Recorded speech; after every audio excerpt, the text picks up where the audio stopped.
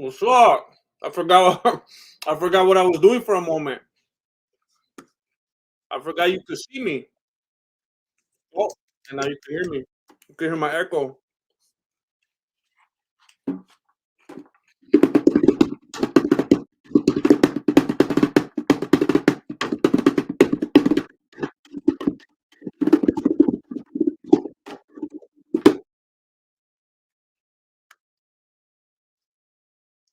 I'm having my dinner.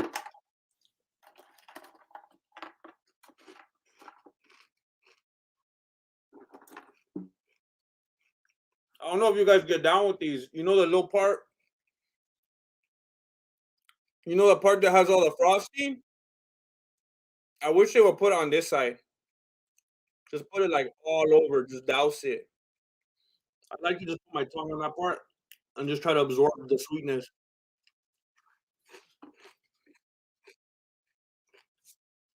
Um.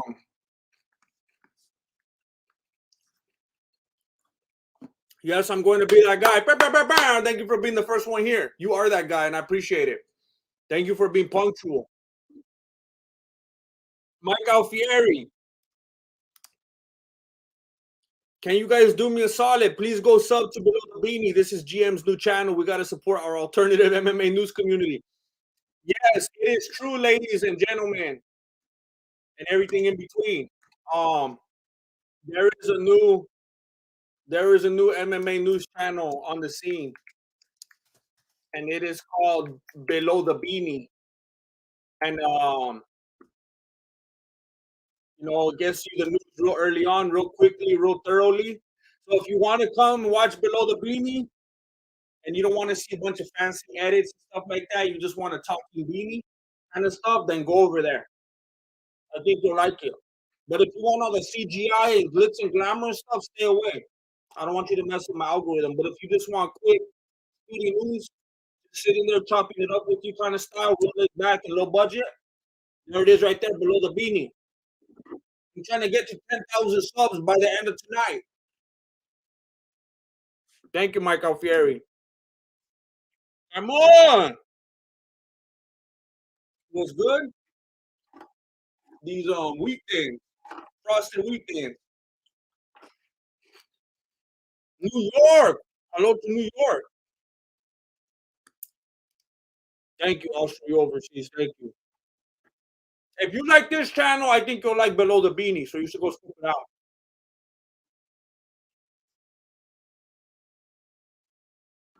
What's up, Axel Mar? I appreciate you, Jose Reyes. Thank you very much. I know I was lagging. Yes, I'm gonna be that guy. I was lagging. To be honest, not feeling it today. Not feeling it today. I wish I was asleep right now.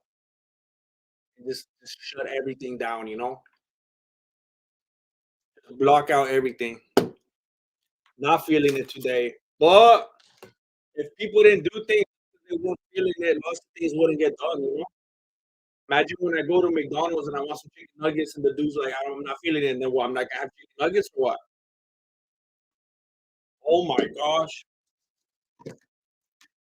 I just realized my mic, I didn't set up the right microphone. You guys are hearing some low budget audio right now. I wonder if it'll let me do this after the fact. Let me see.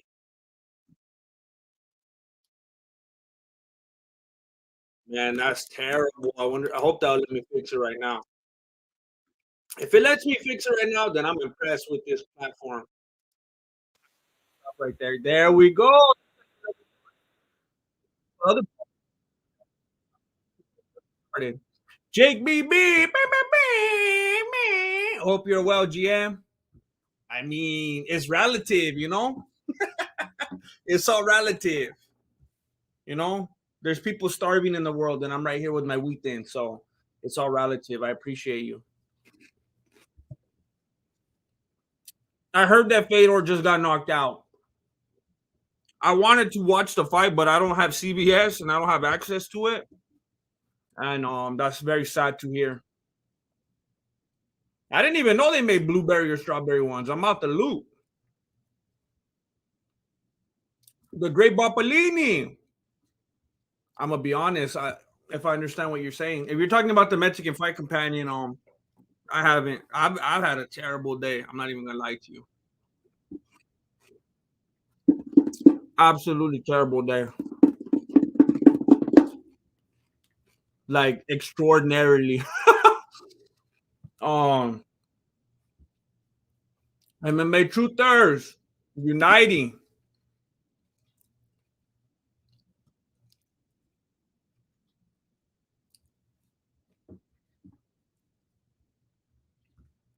Don't be a weenie. Watch below the beanie. Um, what's up, Max Zhao? Beto, just here to say hello. Unfortunately, I won't be able to stick around much. I'm currently celebrating my father's 70th birthday. God bless you, GM and MMA community. Truthers assemble. Hey, happy birthday to Beto's dad. I don't know if you're ever going to see this. Beto's dad, I don't know if you even care, if it'll be a little clip or whatever, but I just want to let you know that you did a great job. Beto is a good dude. And I'm sure that you're a good dude as well, a great dude. So happy birthday.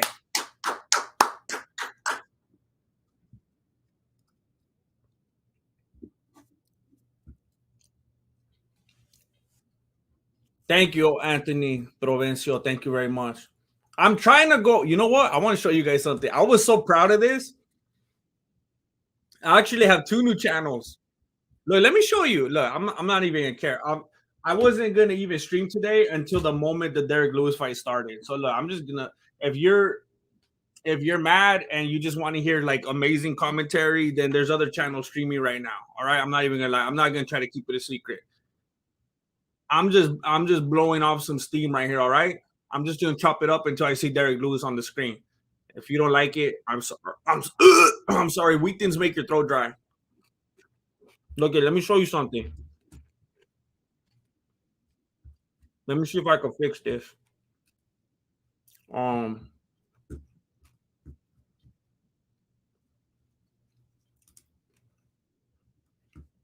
Let me figure this out.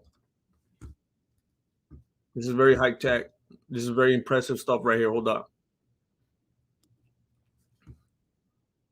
Pimblett has a So this is drink below that the looks beanie like right here. almost identical. It looks like someone This is below bought the Logan beanie. Paul's drink It has and then 5,000. like put it in 70 Photoshop something and stamped 700 over the something color and then subscribers. put their own logo So if you're text on it. interested at It looks all like in this Patty type of Pimblett content, intent. It's like something from a movie. where it's It's like it had to be created artificially. it's This like whole thing. it's not his edited sports stuff. drink It's looks just me like chilling right here identical at the to desk, the Prime drink. talking about the day and stuff So like now that. they're And beefing. this is the place for you. Right when There's no Logan Paul edits. signs There's with no the edits. UFC. And then here's And another if he one. follows the trajectory I of was his really brother, proud of he's this, gonna go right in there for some and fight. like nobody watched it. So that was sad. But I want to show you guys something because I started another channel. What did I save it as? I started another channel. Oh man, is this it? Oh, I'm so excited. I started another channel. I feel like I'm telling you guys stuff like this all the time. Um, I started another channel and I was like, oh man, this is a good idea. This is gonna take off. And no one has watched it yet, but I have high hopes. I just got to figure out how to market it correctly. I got to figure out how to tap into that market. Some of you might have seen it, but if you haven't, it's gonna be trippy right now. It's crazy. I was so happy when I saw it.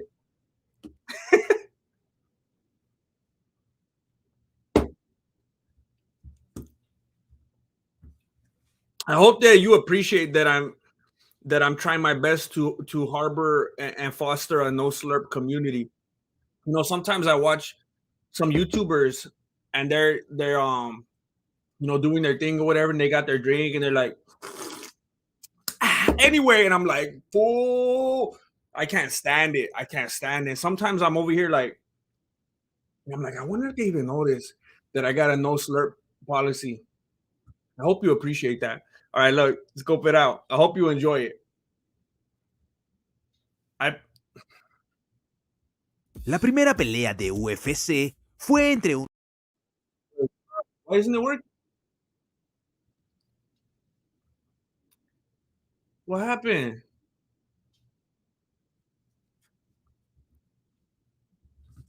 Wait a minute. Did I do this incorrectly? Hold on. Let me see if this works. La primera pelea de UFC fue entre un luchador de sumo y un... Did you guys hear it all? Hear it at all?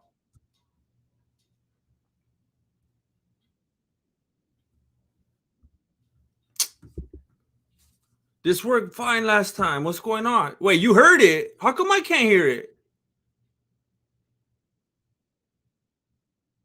What? What's wrong with my audio? Okay, then I'm just gonna let it play then. I don't know how come I can't hear it. La primera pelea de UFC fue entre un luchador de sumo y un racista de tercer grado. Y podrías pensar que este tonto tiene manos, porque se parece al peso pesado Robbie Lawler, pero afirmó que su mejor atributo era su corazón, lo cual es preocupante. Esto es como cuando organizas unas citas ciegas y te dicen que ella tiene una gran personalidad. Ahora bien, este fue un gran salto de un tipo tan grande, y la agresión es encomiable, pero no lo pensó bien. Ese idiota tenía menos plan B que Hobby Lobby, y entró como una bola de demolición. Pero la cadena se rompió, igual que los dientes de ese tonto cuando le patearon en la boca, y luego Gerard trató de darle la anestesia después del trabajo dental, porque es disléxico. Pero para entonces intervino el abuelo ilegítimo de Herdin. ¡Qué casualidad! Ni siquiera fue noqueado. Nate Diaz sangra más que eso cuando se pone una camiseta. La primera pelea de UFC en la historia fue víctima de paro temprano. Tal vez Herb Dean es realmente nostálgico. Oh, I know my voice sounds a lot different when I talk in Spanish. So it might freak you out a little bit. A different dialect. No, it's a different dialect. Everyone knows it's different dialect. That's from my new channel right there also. Where's it at? If you're interested, if you're into Spanish, just down here, it's on Below the Beanie and it's on the Mexican Martial Arts channel down here. My other channels, I got Mexican Martial Arts, that's the main channel, and then Artes Marciales Mexicanas right here. Artes Marciales Mexicanas. If the thing will work. I only got 2 videos right now. I got this one right here that doesn't even have any talking, and then I got this other one. But I'm gonna start loading it with a bunch more Spanish videos. I gotta figure out how to tap into that market though. It's weird. Like I get on YouTube and it's almost like you can't even find any Spanish videos. It's like it's not even accessible. It's like they got their own little world or something. So I gotta figure out how to get into that loop.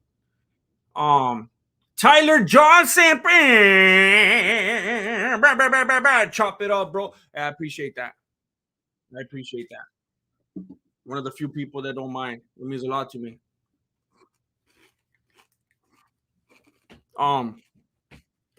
Plus my feet keeps going out on me. What do you guys think about Laura Stanko? What do you think about her beating Megan O'Leary to the commentating desk?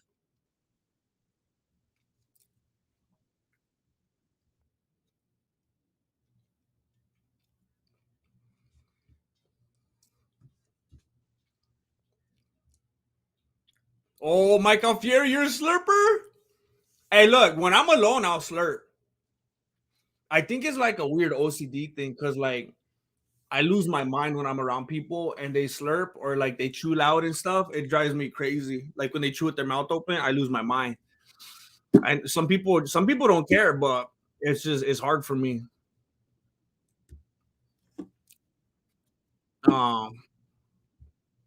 Hey, I'm proud to do it. I'm proud to do it. I stopped watching MMA Joey because of that annoying water bottle slurp shaking my head. Hey, look. Look. So there YouTube is a big place, all right? So this is no this is no insult whatsoever, but I had no idea who MMA Joey was until I heard that supposedly he has a like MMA Guru has a beat or something like that. So I was like, who is that? And I type in MMA Joey, but I don't know like anything about him. And I've said it before, I do not spend large amounts of time watching other MMA YouTubers because like I get sick. By the time my video is uploaded, I want to get away from the community. I get sick of it. But does anybody watch that guy or know anything about him? Like, what's your opinion on him? Is he a good dude?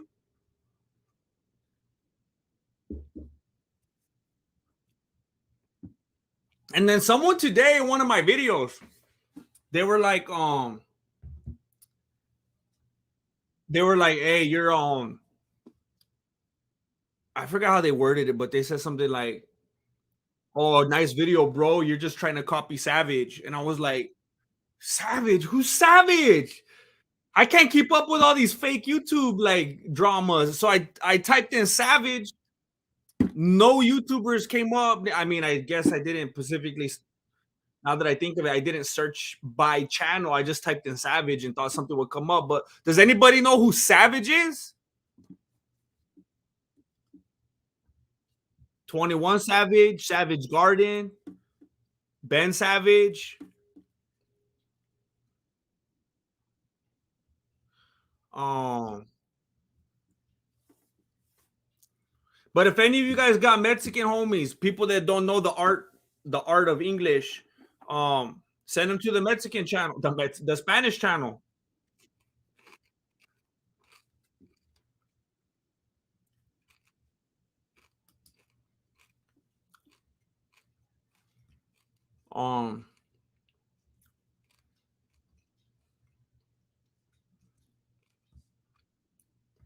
Thank you. I'm gonna be that guy. Thank you for subbing. Thank you.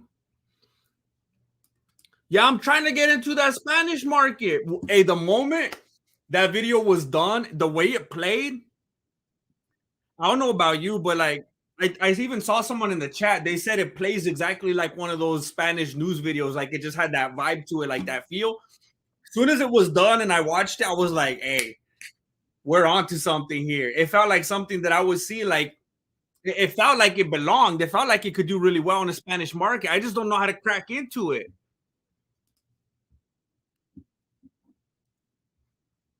Will you make a video on UFC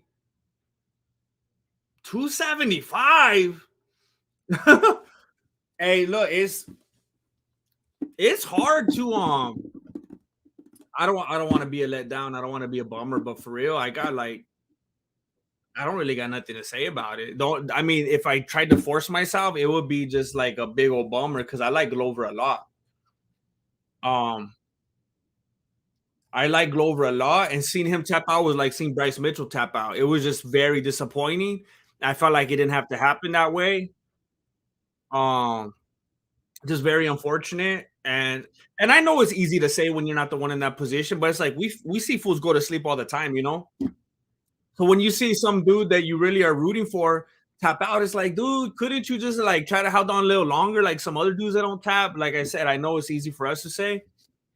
It was just a bummer, but as far as making videos like that, it's like, man, it's just shooting yourself in the chancla because if you're not keeping up with stuff like immediately, it's just not gonna get any views, and you just can't do that on YouTube unless you just got like a trust fund or something like that, or your parents are supporting you or whatever. Is like you can't.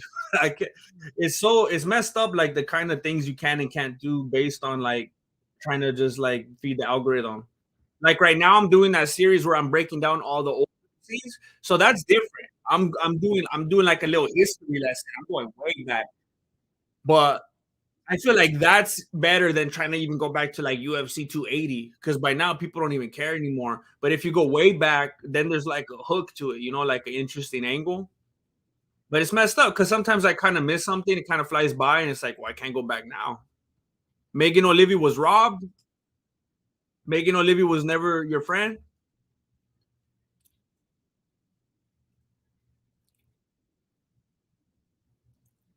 She's okay on the mic.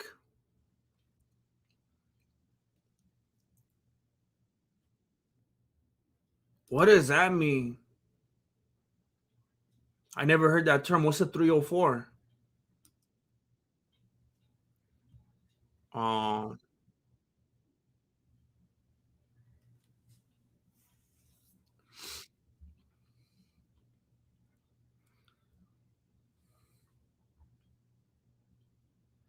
I'm sorry, I'm like really behind in the chat. I'm just slowly scrolling down. Um,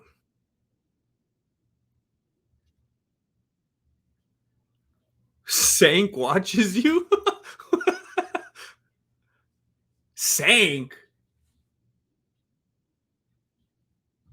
Isn't that dude's name from the Young Turks? Is that who you're talking about? Or Chank, or what's his name?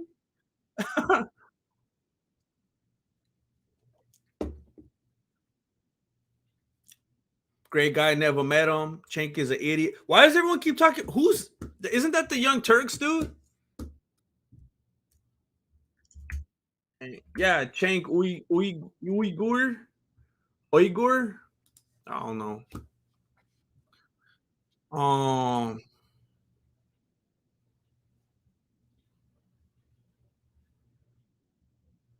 I only watch you, an MMA public defense lawyer. What the heck? Who's that? I'm telling you, YouTube is a big place. MMA YouTube is that a real thing or not? You playing with me?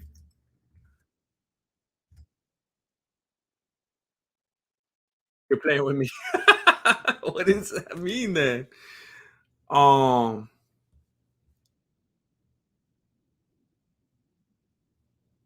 are you eating dry mini wheats? Yeah. That thing, that thing with loud eating is a real mental disorder called misophonia, and it's real. Mental martial arts. I've got it, and you're not alone. I'm telling you. Hey, I've had relationships severed because of it. I'm telling you.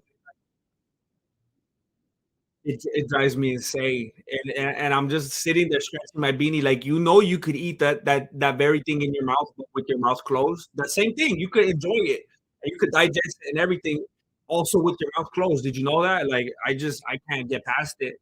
I can't get past it. I take it personal. I'm telling you, when someone sits next to me and they're like, I feel like they're doing it to me. I feel like they're doing it at me. I get all like George Costanza in my beanie, like maybe I'm over analytical and everything, but I just can't handle it.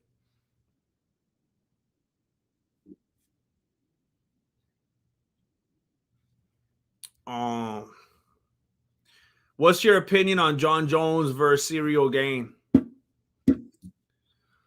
I mean, their style. I think Jones is gonna destroy him. Their styles are so similar. I mean, I know Jones tends to be more of like, well, I'm gonna adapt to you and fight that and try to beat that dude at his own game.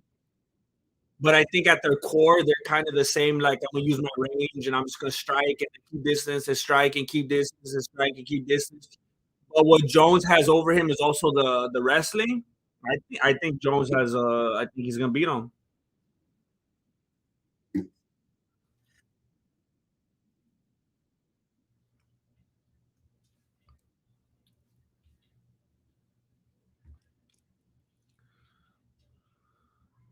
Let me just try to catch up on this chat.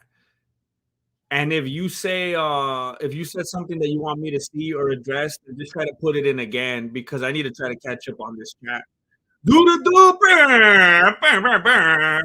Can't wait for your thoughts on the upcoming tough. I mean, is that official yet? That's gonna be crazy. That's gonna be some entertaining stuff right there. That's gonna be like seasons like one through like three of the Kardashians type of entertainment right there. I mean, I'm not gonna lie. If anyone's gonna try to come up into this chat and tell me the first two, three, 4 seasons of the Kardashians wasn't entertaining, you could leave right now. I mean, I know we make jokes right now and we clown on it and everything, but if you're gonna try to tell me that the first 2, 3, 4 seasons weren't uh, prime quality television, that you could leave you could leave the room right now and let the door smack you on your gluteus if you're gonna come at me like that.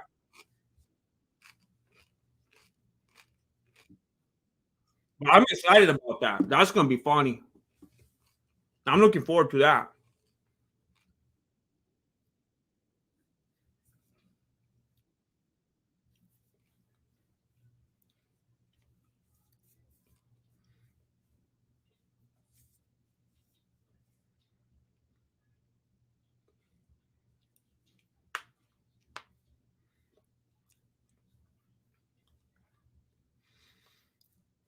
Hey, does anybody? Hey, Mystic Ranger, just exchange messages on WhatsApp saying I should have been full. All right, I'm gonna start reading entire messages before I put them on the screen. All right, Mystic Ranger, you just said you use WhatsApp. Is that like a look? I'm gonna plead ignorance right here. Is that a legitimate thing? Because every time someone emails me and tries to get me to use WhatsApp, I feel like it's like terrorism or something, or like I'm gonna get a virus. WhatsApp seems just like the most sketchy. Like that's like one step above like Android. Like it's like iPhone. It's like iPhone, old lady flip phone, Android, WhatsApp. There's like levels of like illegal activity, like sketchiness. I always get emails like, dear sir, dear YouTuber friend, we're we're so we're so impressed with your channel. We'd love to promote our outstanding product with your videos. Please get on WhatsApp. Here's our WhatsApp number. I'm always like, man, my computer's about to go on fire right now. Is WhatsApp like in any capacity is it legitimate?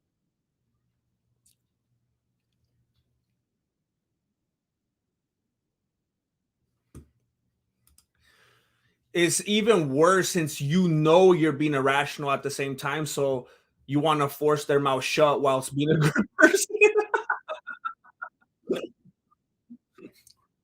I, I gotta be honest, I'm worse with the ones that like know me personally because I'm not as forgiving. Because I'm like, hey, we went over this, so like, yeah, my patience has kind of run out.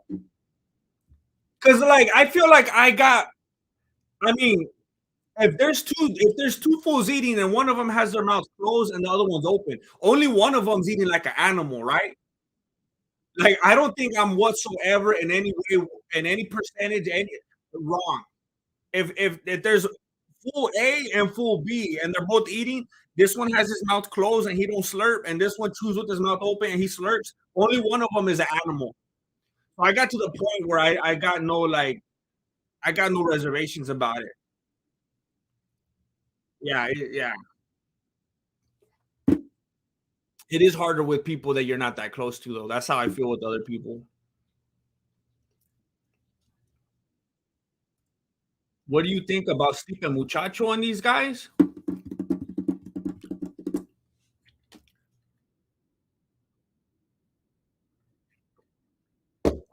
Man, man, I don't know. My answer was different before, and like I don't know. I'm not trying to claim that I believe in that whole ring rust thing, but the loss that Stipe took and the time he spent away and the style that Jones has and just getting bigger and stronger, I just feel like Jones might point fight him all night and get a decision. Stipe likes to get in there and trade, but I think Jones would try to point fight him all night. How light are those dumbbells behind you? I like how you say how light. The little one is 15 and the big ones are 40s. Oh, dang it. When my big payday comes in, when I sell MMA the series and everything is all good, I'm gonna buy like a whole rack. I went to Dick's Sporting Goods the other day and I curled a 60. If they had 65, I would have tried it. But I picked up a 60 and I went. So don't think I'm maxing out with the 40s. I gotta let you know. I'm sorry, I gotta let you know.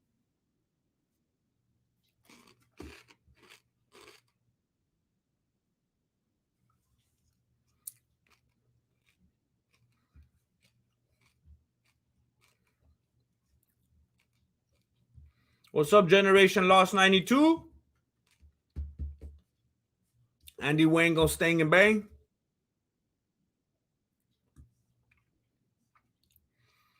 Tito Vera and San Hangin. Vera's got to come through unless he comes in being like not himself. He's gonna come in and handle his business. San Hagen already got shook up. San Hagen knows what's up. He's not invincible. Too many scams on WhatsApp. So it is sketchy. Mike Alfieri, Dojo fam, can you guys do me a solid? Please go sub to Below the Beanie. This is GM's new channel. We got to support our alternative.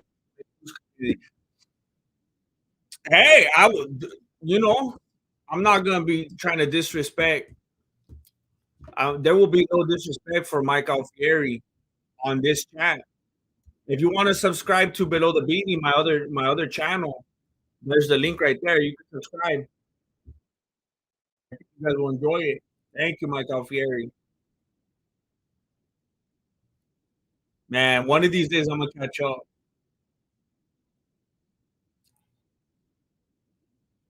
Dennis Myers. I appreciate you, Dennis Myers. OG in the chat, always showing love and support. Thank you very much, Dennis Myers.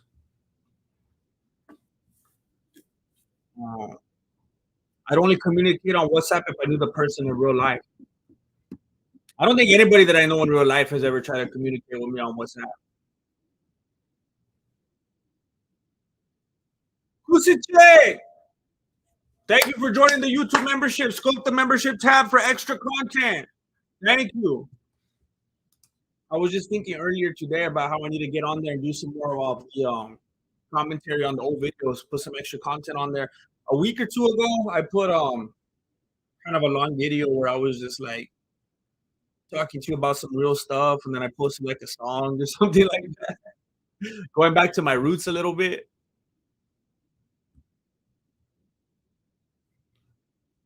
Come on! I can't eat with other people in a quiet room. Makes me want to snap. Hate hearing people chew for real. Love you, boy. My mouth closed. That was disgusting. Thank you. See, look, this is making me feel. I'm feeling affirmed right now. I'm feeling heard right here. Not for nothing disgusting like chewing or slurping either. It's like the other day when I posted. I was asking because it's kind of a conflict that I have with some of the people in my life about whether or not you should chew gum with your mouth open. You know, like it's disgusting. Like I don't know if people saw it in the movies or what. They saw like these airhead type of people chewing gum in the movies, and they're like, "Oh, that's how you do it."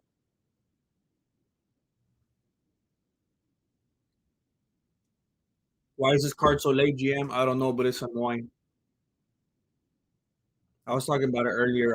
This has not been a great day for me, and I just wanted it to end already. And it's really annoying that it had to be elongated. Oh,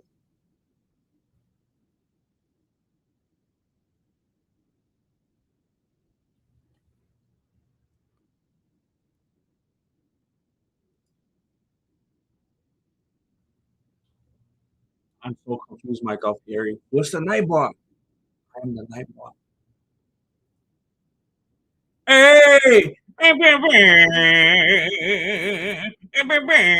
want to say thank you to Albert Bailey. Thank you to Albert Bailey sending a donation via PayPal. Thank you very much. Tax write-offs. Tax write-offs all night long. Get your tax write-offs. Tax time's coming up. Thank you, Albert Bailey. Thank you so much. I appreciate you. Hey, none taken, Juice Box. None taken. People got lives. People got things they got to do. None taken. Jake BB. Bad time for a bathroom break, I guess. Yeah. I didn't even go to the bathroom and I missed it. It was quick. It was quick. Thank you, Donald. Thank you.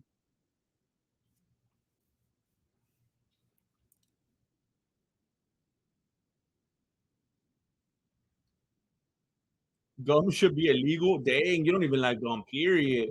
This is green tea matcha lemonade. Hey, Donald, that's crazy. When I said that, I was actually picturing Alicia Silverstone. I was actually picturing scenes from Clueless when I said that. I mean, you see how little things like that impact the culture. Everybody just it's just like everyone has that little haircut now. You know how all the like high school kids and like the young adults they have that haircut. They got the fade and the little curlies on top. And it's funny. I saw someone in the comment section. I don't even know. I don't know what video it was or what. I saw someone type something like, "Why did this whole young generation all have that same haircut?" And someone just put Patrick Mahomes. And I don't watch football. I typed in Patrick Mahomes. I started laughing. I was like, "You see how easy it is? One person right there in the forefront. You chew gum on a movie on Clueless. Everyone start. Some dude, quarterback gets the little curlies with the fade and stuff. All the kids doing it. I'll say another example. Never mind. Never mind. It's just weird how stuff like that, how it works. You just got to put it on the screen and everybody starts falling in line, you know? How's my firma? A little donation to the rack for those lightweight dumbbells. My wife Shakira asked why I keep watching you. Tell her to relax a little bit. Look,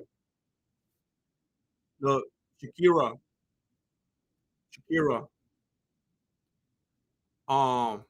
Hamza watches because he's looking out for me. Because he knows I'm over here on this frosted wheat thins diet, eating all this sugar. And he's concerned for my well-being. And he's trying to get me to get some of those bigger weights. Because he watches Athlenex. And he knows that me pumping that iron is even better for me than trying to run for 3 hours on the treadmill after I eat a whole pizza. And I really appreciate him looking after me and just trying to help me form good habits, you know? Holding me accountable, you know, looking at my weights and counting and be like, what's those little things right there? We need to get you some bigger ones. We need to get you healthy. We need to get that blood flowing.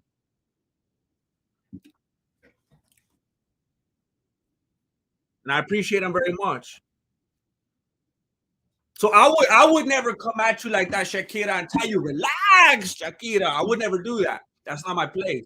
But I would just say, like, hey, if Hamza's like, hey, relax, Shakira, I would say, maybe hear him out. Maybe hear him out. That's all I'm saying. That's all I'm saying.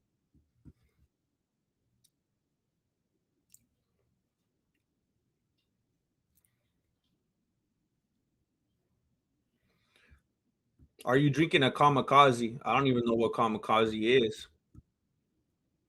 You could consider it a kamikaze because it hits that metabolism. You know, it feels like you just kamikaze yourself, if you know what I'm saying.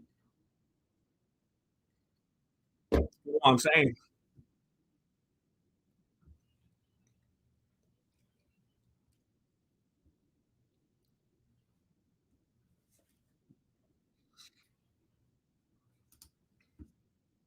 Hey, where are you smacking your food while you're chewing and talking while you're chewing your food? Hey, where's your commas, fool? Chewing your food at the same time, but complaining about people doing it. Are you serious right now? No, I'm aware. I'm aware. I'm telling you, every time I go like this, I've been cringing a little bit because I know how it comes off to some people because I know how it will come off to me. But my hunger is currently superseding my values because I'm very hungry right now. So I get it. I get it. But you know what I think is weird? Because it's very selfish, it's very self-centered, it's very picky, it's very erratic. Because you know what I do a lot? Like I'll chew with my mouth open and I'll like talk to Marilena. No, I said that wrong. I don't chew with my mouth open, but I'll talk while I'm eating. But it's weird. Now let me know if any of you can relate to this. Um because I don't mind someone talking to me while they're eating, while they got food in their mouth. I don't mind that. I do mind it if I'm sitting next to you and you're just going, we're just trying to watch TV or something. We're eating at the counter or whatever. I want to take that food away from you and throw it out the window. But if you're like this, hey, fool, we're gonna do that, and then we're gonna go like this, and we're gonna put the TV on. I don't care at all. I don't understand it. It's inconsistent. I know it's hypocritical, but I'm okay with it. If someone has food in their mouth and talk, I'm okay with it. I just don't want to hear it's different. I don't know why. If you feel the same way, let me know. Maybe you can articulate it. I've never minded people talking with food in their mouth. I just don't want to hear them chewing it. That's the only thing. I don't care if you put a potato in your mouth and you start talking to me. I just don't want to hear you chewing it in silence. That's the only thing.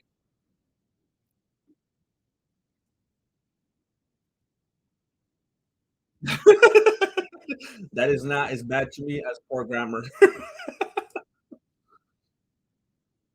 Oh, hey, basically that's me. That's me in a nutshell, right there. Like at all times in my life,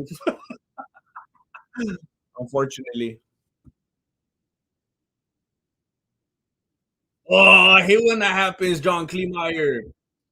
I have a friend who won't clear his throat, and I just hear the phlegm bouncing around his throat while he talks. You know how sometimes it gets to your throat, and then your voice kind of sounds like this, and it won't change until you clear it.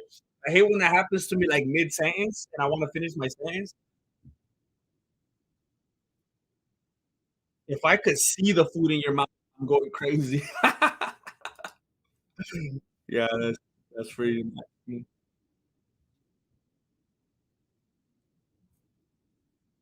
This is why Fedor dodged the UFC.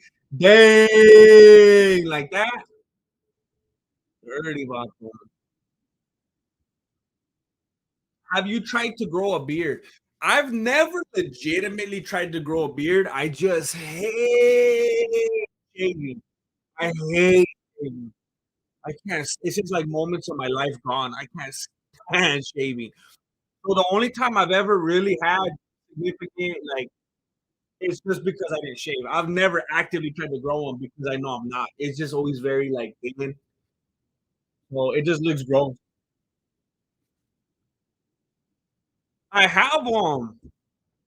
Like even when I try to grow it a little bit, Marilena starts tripping. She doesn't let me show you. When was it? I was trying to grow it a little bit a while back.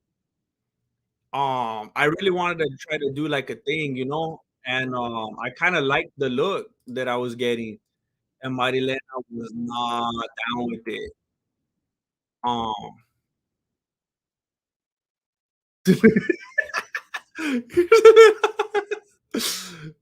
this was like the best I got right here. Um, let me see if I could figure out how to use this platform.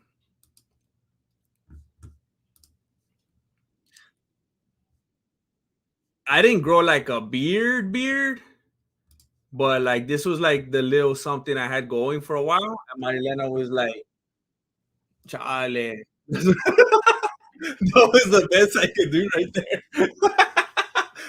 And I left a comment up. That's like a good thumbnail right there.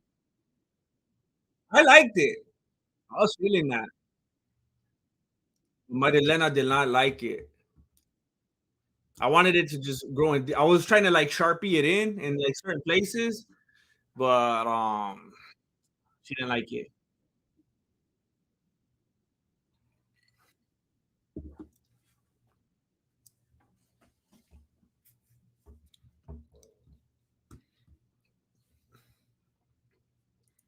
Yeah, I enjoyed it, but it didn't last long.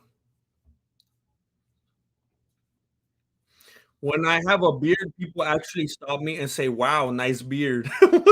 For real? That's crazy. Richie Valens' brother. On my first or my last. Um, that's a face for radio, fool. Dirty. Um, what's with this weird, like awkward, like halftime? What do they do? Is that bad enough that they have us watching the fights like if we're in London or something? They got us on a weird like schedule. Like if I live in Australia, I don't understand what's going on right here. And they're right there at the apex, which is the most annoying. Was you were having the quinceañera at 4 p.m. or what?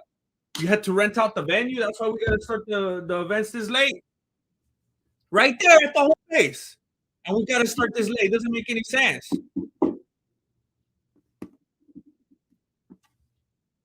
You're wearing a beanie too? Beanie gang, beanie gang, beanie gang, beanie gang, beanie bang gang. Wait, hold on. That roll, that just rolled down. That just rolled down. I was gonna go back to beanie and then I just took off. Um,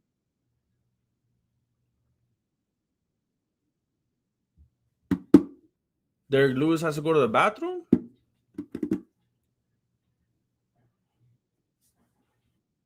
Black beanie. It's my merch.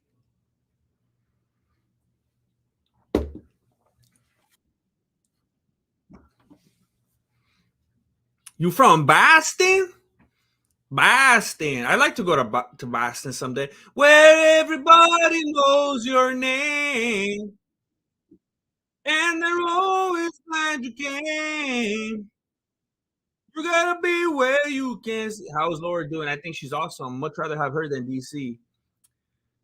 Imagine if they put her in DC on the cover. Telling you, DC lady, are you getting like fed up with it? I haven't even heard her talking. To be honest, I've been talking too much myself. Below 9 degrees. Oh my gosh. Let me see where we're at on the itinerary. Um,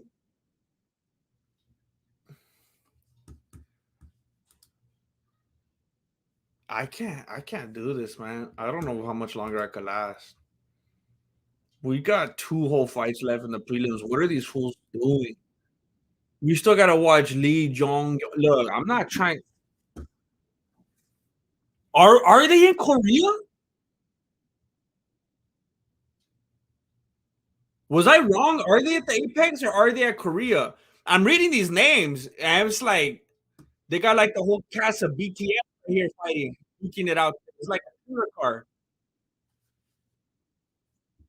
We got Lee Jong Kim, Tatsu Taira, Park Jung Yong, Choi Sung Wook, Park Kyung Jung, Nakamura, Toshio Singong Kangzoma. Like, I can't. What is this really? Is this like the Korea Apex or what? Someone in the chat said it was supposed to be at Korea. Did they just pull the switcheroo on all the Asians or what? They just got them on the card like, hey, we're gonna do it in Korea, homies. You guys gonna go big, and they're like at the last thing, and I have to be at the get you on the next one. It was meant to be in South Korea. Why'd they change it? It's catered to the Asian crowd on TV. Oh, the organization originally targeted a return in South Korea to host the event. Instead, the event was moved to UFC. APEC. But why though?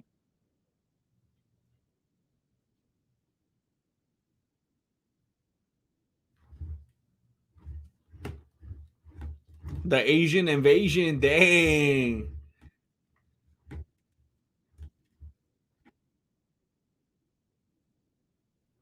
I remember when I was in high school. And was this like a thing they have everywhere, like across America? Or was it just where I went to high school? You know how they have like clubs? Like they have like ski club.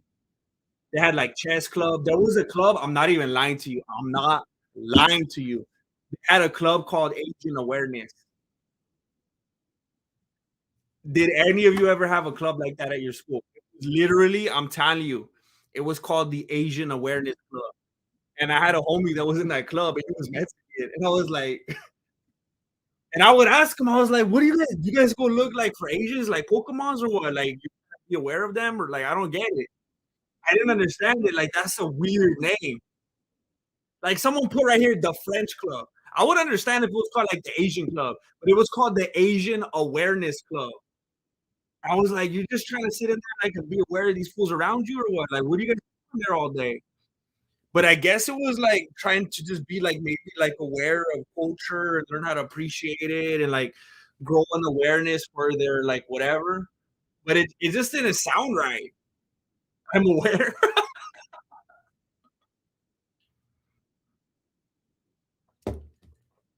I don't know. I wasn't in it. The dude that was in it, he had a Chinese girlfriend. So I think he was like, she had to like vouch for him, like Donnie Brasco, you know. She had to. I think you gotta have like, in order to get in the club, you gotta have someone vouch for you.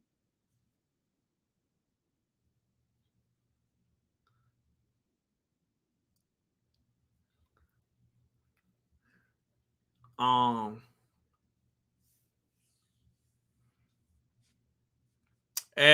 you think I was gonna forget you, F bomb? I know you've been here for the longest. I appreciate you always. I feel like you were here well before 100K. Maybe I'm wrong, but I remember you here for a long time. 3 billion Asians, we are aware.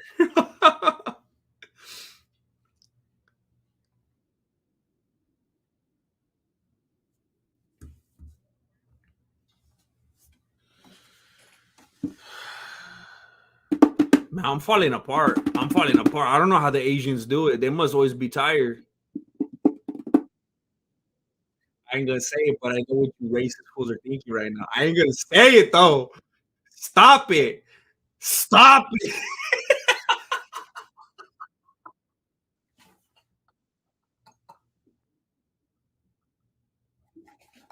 You stop it.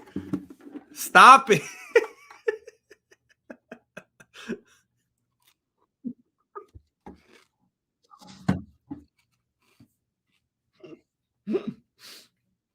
You guys are immature.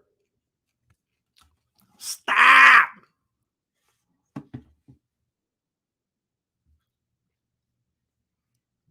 Hey, hurry up with this fight already. I don't think I'm gonna make it. I know I'm a broken record, but I'm looking at this thing. I'm like, shit.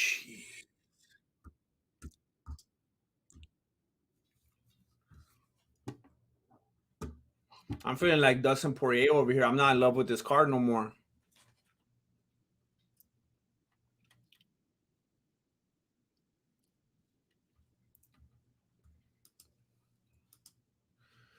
The guy who made Gran Turismo slept under his desk for 5 years and went home twice. He didn't know what month it was or the weather. Man, I hope that fool is married or have kids.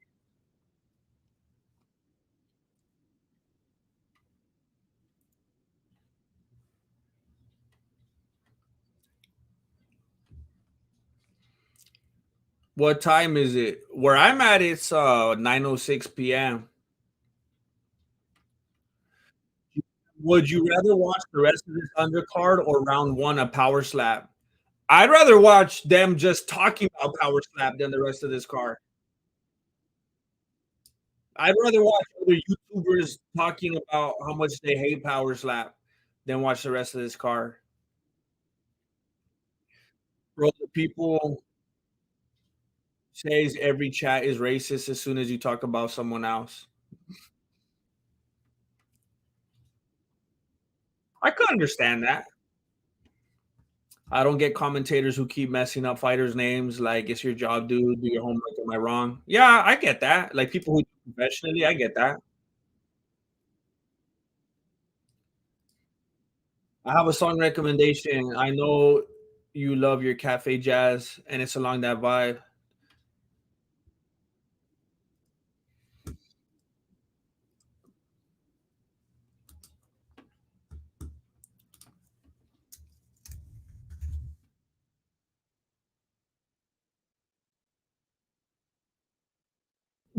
2 hour version.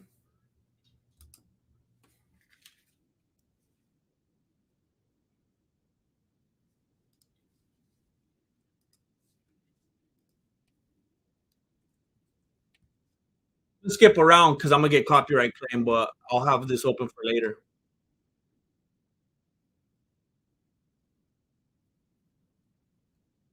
Sounds like Dave Matthews.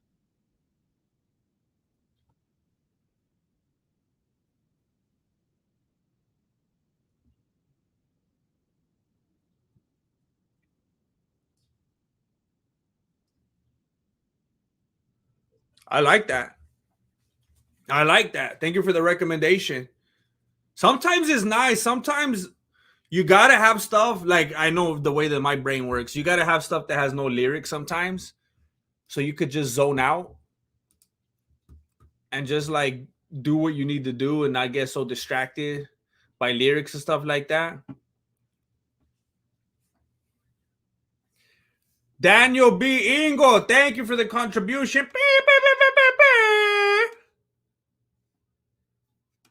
Thank you for supporting the channel.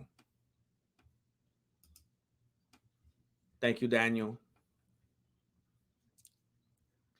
Is the DS slap effective? Yes, mentally, because people feel disrespected. And not only that, not only is it like, yeah, it might have a little sting. Not only is there the disrespect factor, but just the fact that like that fool emoted on you, you know? Just like when it goes back to the WWF days, like when a dude does like, you know, whether it's his finishing move or, you know, some of those things he's go like Hulk Hogan, you know, going like this or something. Like when that fool starts emoting on you, you feel like an obligation to like retaliate, and it can make you a little over emotional because you just so bad want to retaliate instead of just focusing on your game and staying poised. So I think mentally, yeah.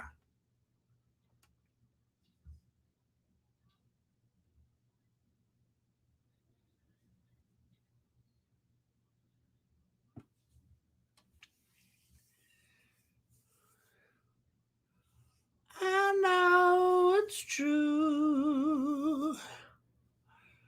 It's all because of you. Man, if you can't joke around about racism, then you're probably a racist. I agree with that.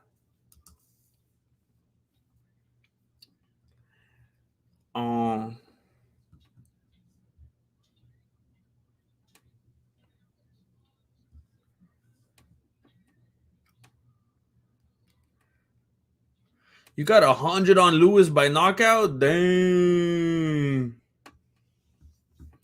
I am not from Southern California.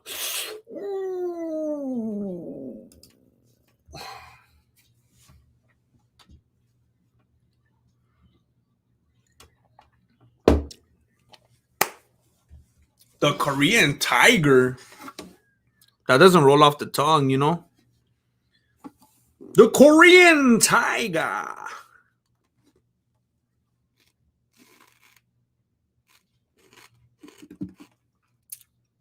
Who's that British sounding guy at the commentating booth?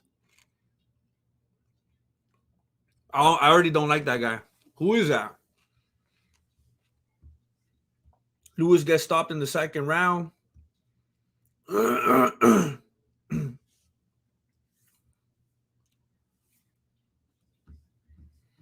When did you start playing the piano? I wouldn't say I play the piano. Anyone who knows how to play the piano would be like, you don't know how to play piano.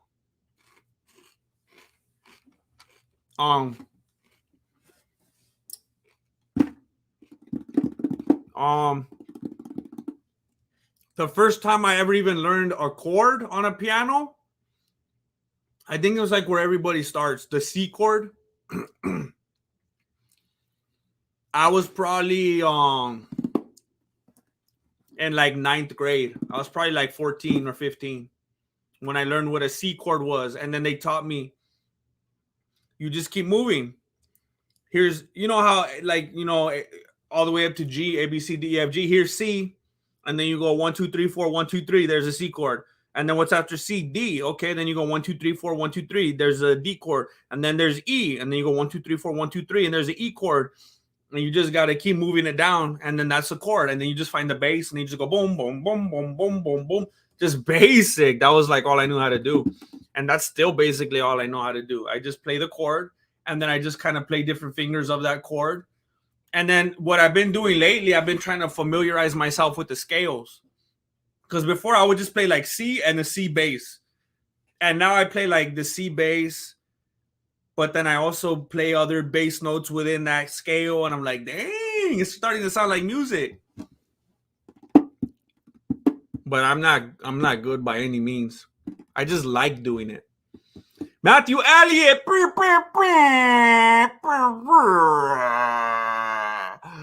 I was just going to tell you thank you from the last one. Get yourself another pie after the show from New Hampshire. Look at Matthew Elliott. I'm going to find a way to do it.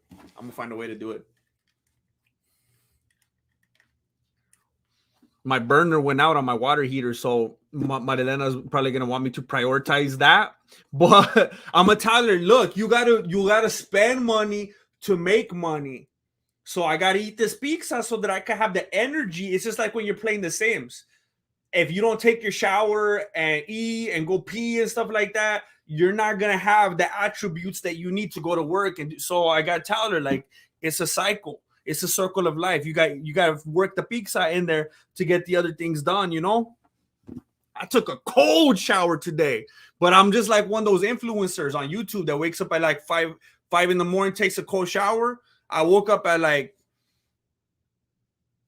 11 and I was forced into taking a cold shower, but it woke me up. It woke me up to a cold reality.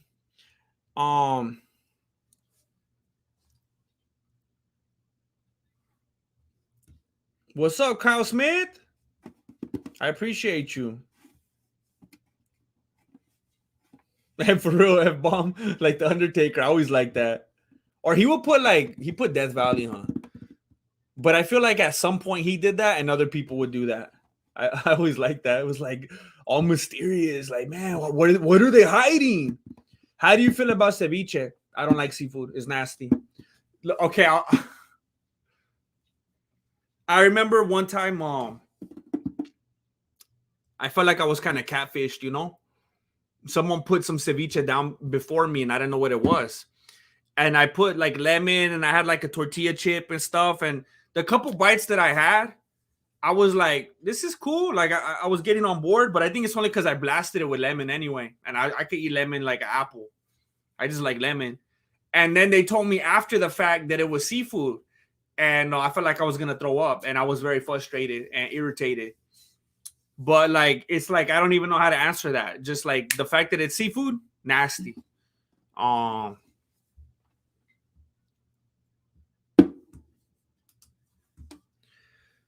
Jay Glizzy. Do you think if a young Shaq did some boxing and basic grappling, he becomes UFC champ in 2000s? It didn't sound this dumb till I checked it out. No, I don't. I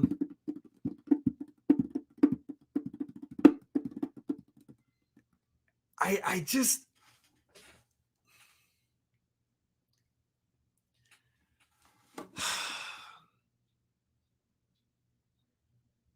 I'm trying not to say something dumb right now. I'm trying not to say something ignorant. In my life experience, and I feel like I've said this before on the channel, in my personal life experience, I feel like really, really tall dudes are just always very awkward and uncoordinated, and they have a terrible center of gravity. But then you see people like, Tyson Fury, and he's making it work for him. And you see people like Deontay Wilder. I mean, there's obviously people out there, but maybe they're the exception. I don't know. Because I feel like I've seen that in my and I think I've said it before, and I feel like a lot of people were confirming it. I mean, I remember when I played basketball, I was playing with dudes who were 6'5", 6'6", the most awkward, uncoordinated dudes, and I was up there dunking. And at the time, I was only 5'7", but I was hitting those plyometrics. I was ordering those little booklets from the back of Slam magazine where you could work on your dribbling and work on your plyos, and I was flying. I was from that Vince Carter era, 2000 Olympics. Like, I was motivated. I was back there hopping on the balls of my foot, But yeah, Shaq just seems like he would be like very awkward. Doesn't have like the mobility for it. I mean, I know you look just like people were talking about that a while back. Remember a few years ago, everyone was like photoshopping pictures of UFC titles on LeBron James, be like, he will be champ. It's like, you guys don't know what you're talking about. Maybe if you get squared up with him in the parking lot, maybe he will knock you out or whatever, but he's not gonna be no UFC champ. But yeah, I don't think so. I mean, all respect to Shaq, one of my favorite basketball players of all time. Just like never missed a game during that Shaq and Kobe era, but nah.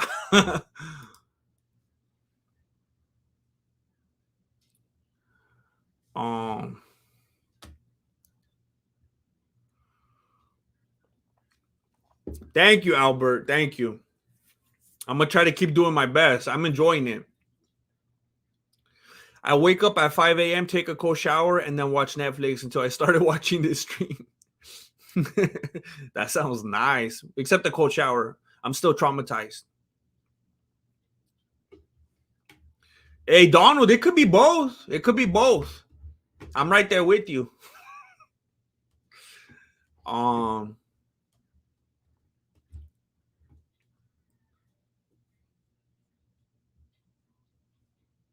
No, not a tortilla. I was using tortilla chips. I don't really like tortillas. Anything that you could eat with the tortilla, for the most part, I would just use a piece of bread. Like when I eat chorizo, I just get a piece of white bread and I grab it and eat it like that instead of a tortilla. To me, tortillas taste like cardboard. Every time I see someone eating with, like, they're grabbing their whatever it is, pork, beef, chicken, and they're using like corn tortillas, I'm like, hey, fool, you know that we got a loaf of bread over there, right? There's some white bread right there. It's so much more flavorful. Now, there's some things that you got to eat with tortilla. Like, you can't eat enchiladas with the loaf of bread, I tried. But like anything that makes sense, that's interchangeable, I'm using bread. Matthew Elliott, towards your water heater, Grandmaster. Now you got that excuse. No Hampshire chipping in from some fans. Hey, thank you. Yeah. So I remember a couple years ago, because look, I had a pretty respectable job when I moved into this pad. And then I got laid off from that job. I didn't get fired. I got laid off. They sold the company, and then there was major layoffs. And then things got real sketchy here, because we moved to this pad because of the job that I had. And then so when we moved here, there was a couple things where like, whatever. I mean, there was a bunch of stuff. It had termites and it had like mold right here, and then the water heater was broken. But we were like, whatever. We just wanted to get out of where we were at. So I remember we got it wasn't a new, you know what? Now that I think of it, it should probably be under warranty, because we barely got that thing all set up. We didn't get a new tank, but like the whole thing, like, anyone that knows anything about water heaters, you know how there's the whole tank, but then there's that piece down there that looks like a bomb or something. It has like the ticking time, and it has all the buttons, it has like where the hoses come out and all that they put in brand new. So now that I'm thinking, it's like, wait a minute, maybe we don't have to pay nothing. I hope not, unless the burner doesn't count, because we got all that digital stuff, the box and all that. Maybe the burner's like on the bottom, I think. But the guy told me, like, look, again, anybody that knows anything about water heaters, like, it has flashing lights, and the number of times it flashes tells you different things. And every day, you guys already know I got OCD. I go look at it every single night before I go to bed. It's part of my routine. I look at it, I open the door and I look at it, and it always just flashes once, and then I look to make sure, and then when it rotates around, just flashes once again. I'm like, all right, good. Yeah, that's the way it's supposed to be. And then last night I saw go, Normally it goes like this, and I wait, and then it goes like that, and I'm like, all right, good. Last night I opened it and it went. It did it 6 times. I was like, oh no, what does that mean? And I started reading it, and it was like, you need a new burner. And then I told Marilena, I was like, hey, it's gonna go out soon. Like, I don't know how long we have. And then we had to go somewhere when I woke up, and I was gonna take a shower, and I was like, I guess it didn't have that long. It was already out.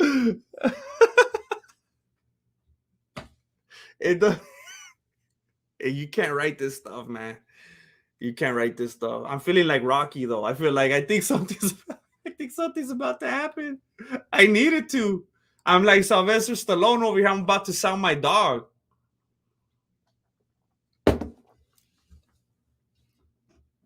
Oh, it's ridiculous, man. Thank you, Matthew Elliott.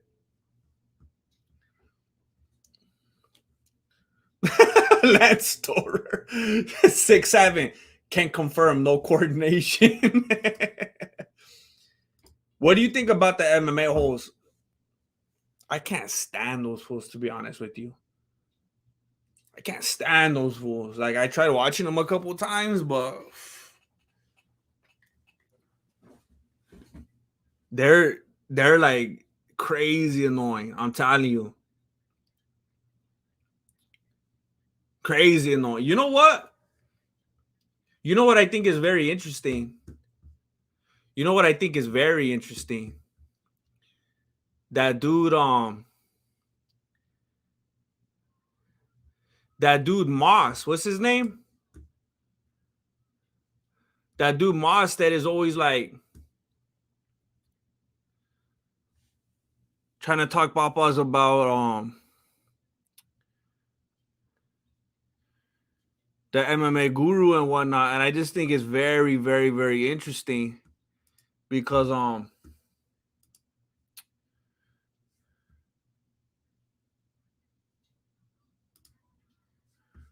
hold on, I'm trying to find something right here. I ran into something the other day and I was like, all of a sudden,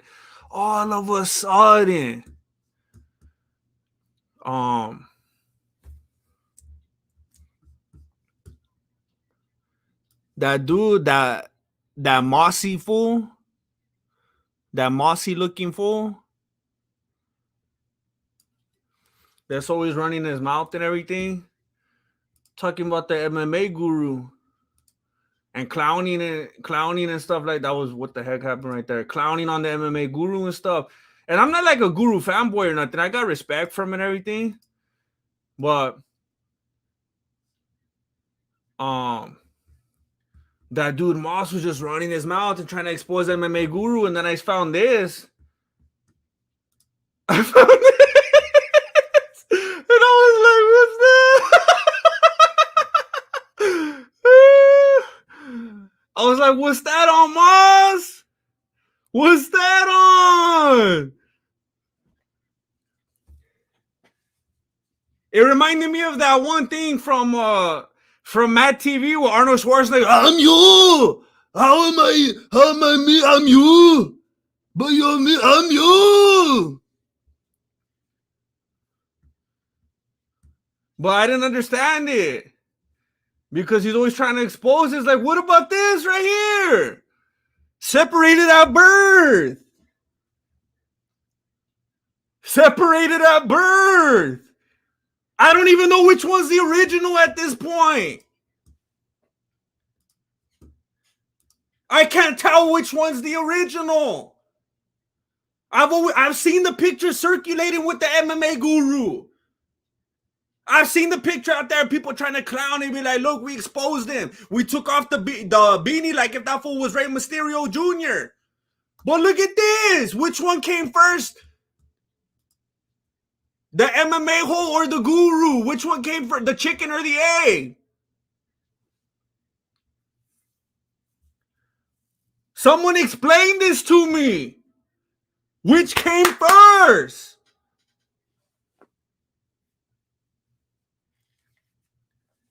People didn't know that I know how to use the internet. I know how to dig deep, homie.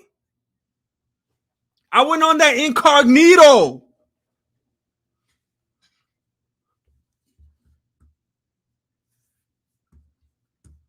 I'm just telling you fools out here talking papas, spreading the hate and stuff like that.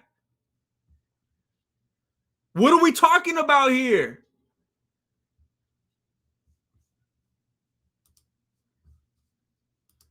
Now look, somebody clip that and make that a video and try to start some drama. I love the MMA hoes. I'm playing. Leave this part out. Leave this part out. Somebody clip that and start beef.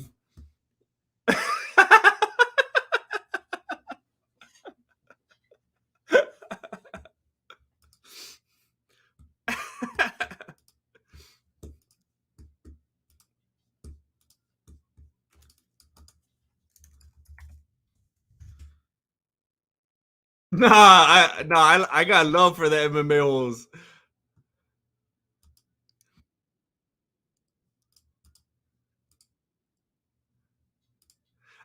I'm curious if anyone knows what that was just from what you heard right now. That would be funny. Oh, I clicked on the wrong thing.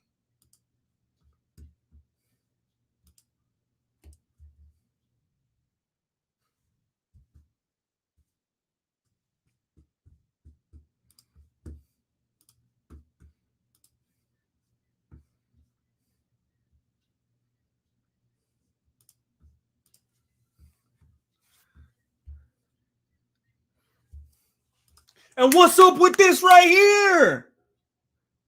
This fool trying to bite on my style, trying to take my intellectual properties. First, it's the Dana White power slap. It's Dana White privilege. That is my name? My name? Are you kidding me? That is my beanie? Got that beanie on fire? Where does it end? I feel like the dude, and this is during Black History Month and everything too. I feel like I'm not black or nothing, but I'm telling you, I could relate to like my intellectual. I'm like that dude that invented the hairspray can, and then someone rolls up. He's like, "It's all right, fool. You just keep doing your thing. Let me slap my name on it real quick. You just stay back there in the shed making these things. I'll pay you. I'll give you your cut. I'll give you your little kickback, but we're just gonna put my name on it because it's politically correct and whatnot. And you know, I got the connects, and you know, I got the right color and stuff like that. I'll do what I need to do. You just stay busy back there. You let me know when you whip something else up, and I'll throw it mainstream. Or I'll throw you a little nugget every now and then. You just keep smiling. You just stay quiet. What's happening? What's happening in this MMA community? What's happening?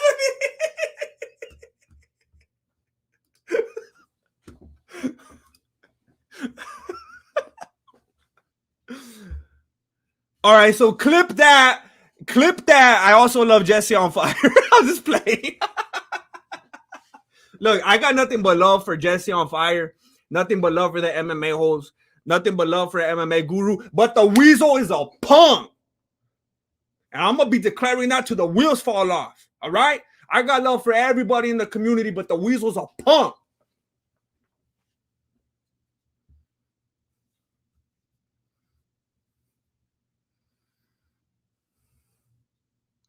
Rocket Attack, what's up?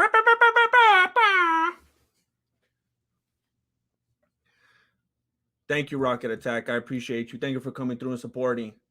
Thank you for helping me fix my water heater so I never have to take a cold shower again. I'm not one of these YouTube influencers waking up at 4 a.m. What do I need cold showers for?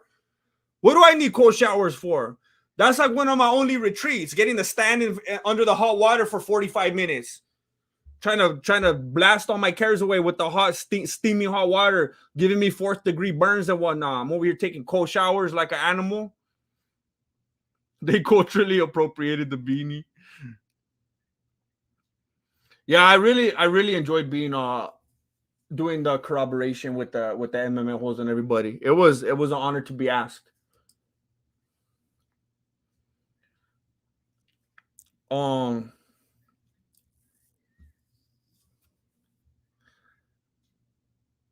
Yes, it always, every time someone talks about that, I'm like, they're not in the know. Every time someone talks, like says, they show their ignorance, you know, and I'm like, man, they haven't been around.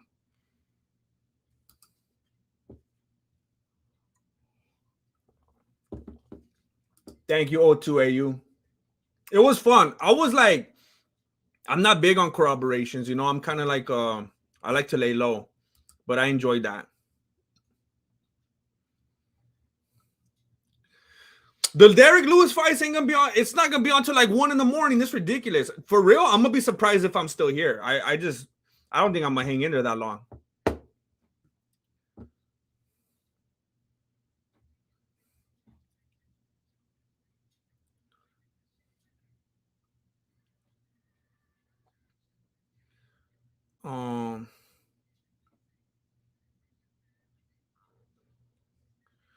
Why are you hating on Weasel? Meme stealing, Weasel stealing everything he worked for. Look, I don't have one. I would have to do like a whole other stream. I will have to do like a whole other stream to like fully fledge out all my thoughts regarding that Weasel. But like, I think, oh, man, how do you? It's kind of hard to articulate succinctly. The Weasel,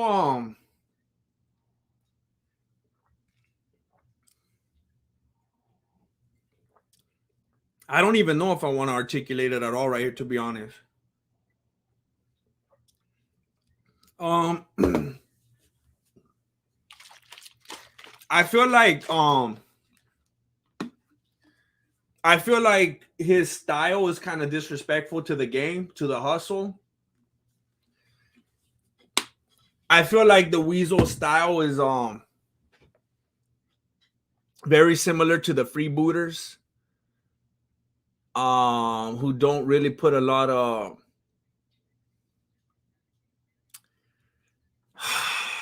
I kind of want to make that its own thing. Is it because Guru doesn't like him? Doesn't Guru love the Weasel? Didn't he put him like S tier and above? I'm trying. I don't know how I want to say this. I feel like I want to gather my thoughts more.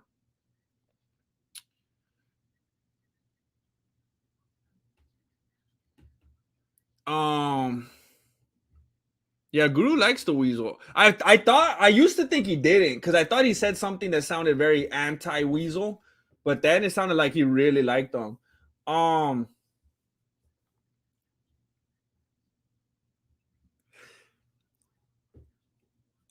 I'll put it like this. I don't have a lot of respect for people who, when it feels like they do the bare minimum, and then not only do they do the bare minimum, they do it like to the 10th degree. And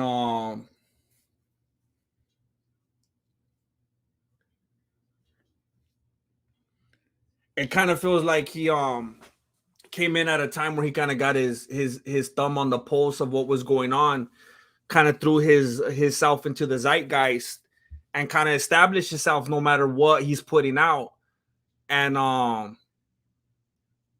you don't think Guru likes him? You think he's just saying he likes him? His Weasel shows spoilers in his thumbnails. His videos are rushed and clickbaity. Look, I'm just gonna say it, and it's gonna make me sound petty, and it's gonna make me sound like I didn't want it to sound this way, but I'm gonna be transparent.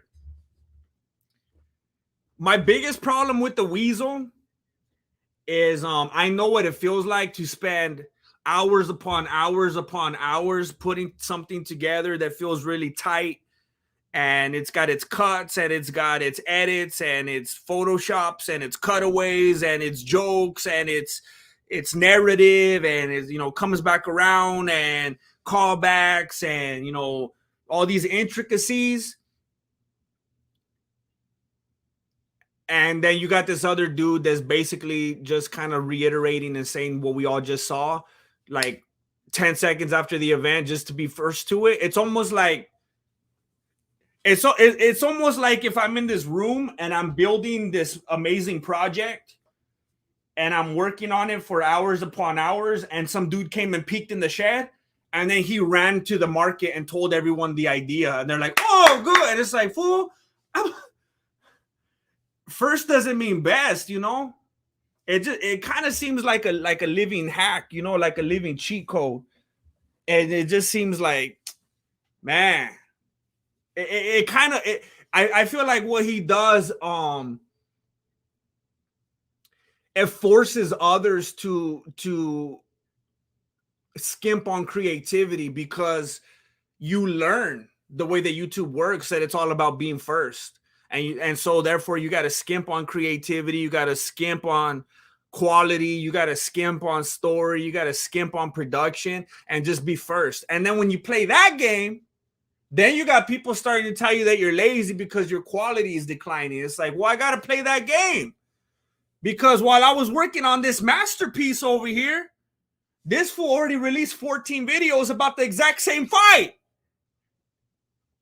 Here's what really happened. Hey, here's what also happened that I didn't catch the first time.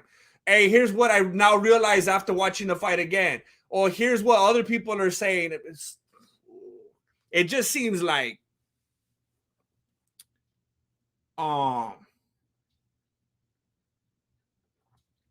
taking advantage or something like that.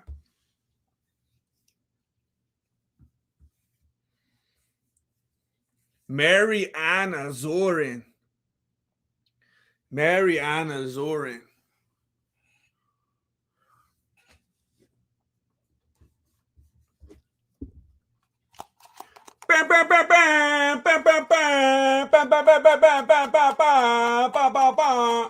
Thank you, Mariana Zorin. Thank you.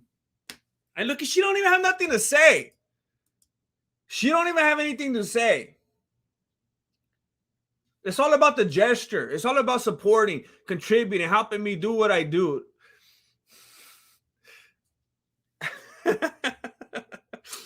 I had the highest hopes for February because everyone kept talking about shorts getting monetized.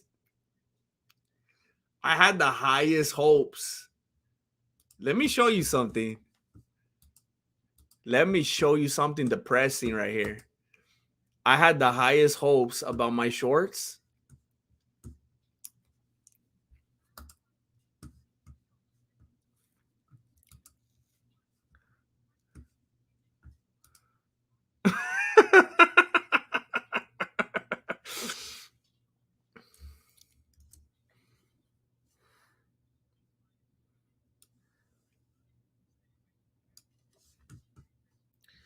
Let me show you how how the shorts was supposed to change everything, and I was getting all these views, and everything was gonna change, and February was gonna be like a real big deal.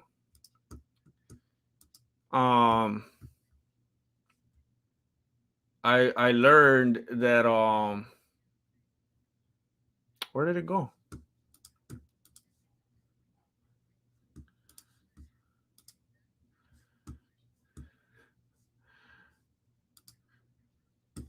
Apparently, I make 1 penny for every 1,000 views.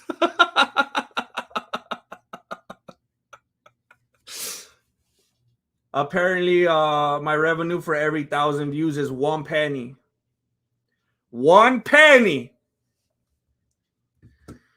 So, what I'm doing is not entirely sustainable. So I said all that to say that Mariana Zurin, you're very much appreciated. You're very much appreciated. I essentially work for free. So thank you. Thank you. People like you basically keep the whole thing going. Thank you very much, Mariana Zurin.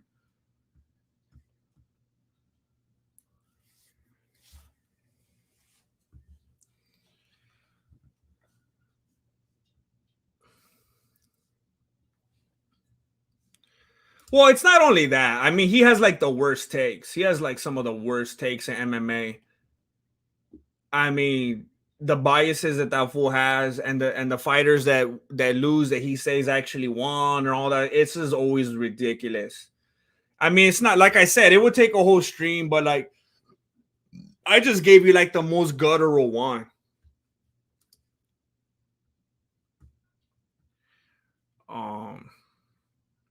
I just and maybe it's my fault. Maybe it's my fault the way, and I always say it, I take blame the way I put myself into a corner, the way I shaped this, started editing my videos. I just put too much work into them, and I try to make them too much of a production. And then other people come along and they stay on one still that just slowly zooms in for like 3 minutes at a time while they just ramble with no script or anything. I'm like, fool, What am I doing over here? But now I can't go back because I made expectations for myself. If I made videos like the Weasel, everyone would have subscribed. So what do you do? What is this? What is this? It looks like a Dragon Ball Z. Like, how come no one's even moving?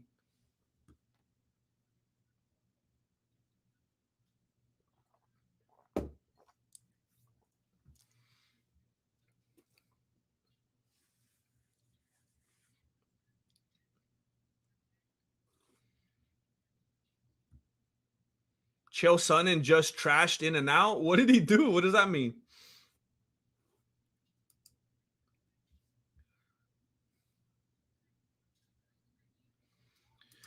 Yeah, I get. I mean, like I said, that's not the only problem I have. You basically think he's made it a business and about the business you care about. It seems like he made it about the hustle, about being there first and collecting money. Where I never even wanted to be a strictly a MMA analyst. I never wanted to just be a talking head sitting here and doing stuff like this. I wanted to make content. I wanted to make narratives and shows and episodes and comedy and sketches and so I like to make art. I like to make thing that has a beginning, a middle, and end, and the pacing changes here, and this part makes you think, and this part makes you laugh. But then you got people in here just hacking the system. It's like people like me fall by the wayside, and the creativity dies because of stuff like that, because of the machine. And then when you see other people in the community feeding that machine and suffocating what you do and choking you out, it makes you not feel good.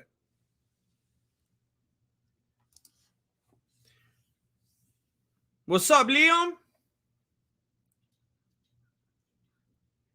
Should I donate my weekly paycheck to GM? As much as I want to say yes, I'm going to say no because I don't want you to be in the same position as me. It shouldn't be both of us.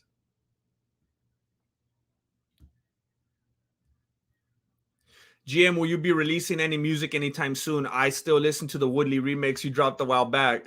I appreciate that. I was really proud of some of the songs that I did. I had fun doing them, and I was happy with the way they came out.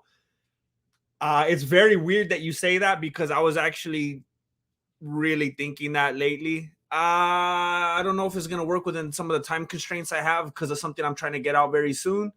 But that was actually on my mind, so that might happen pretty soon.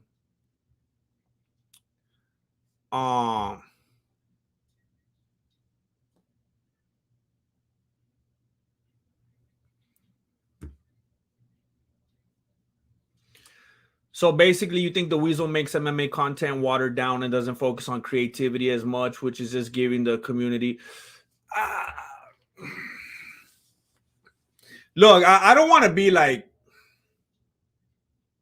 Content is subjective, There are some people who love the Weasel, so I can't say it's bad because some people are like, "That's my favorite channel."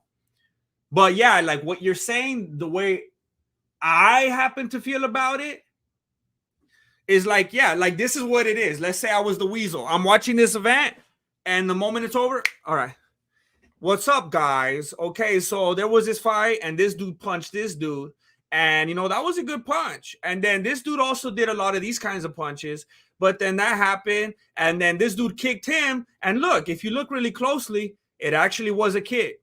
And then now I'm gonna change a picture.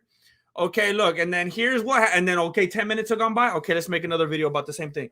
Okay, guys, look. So here, in the last video I said, and it's just like a churning out factory. And like I'm saying, like maybe I'm bitter about it. Maybe it sounds like I'm jealous or whatever, but I'm saying when there's individuals out there doing that, it makes it impossible for people like me to do what I do. So it's like a built-in resentment. I can't help it. It's like, there's no room for people like me within the community because like when people like that beat you to it, just like those channels that all they do is take screenshots of social media and that's their whole video is like,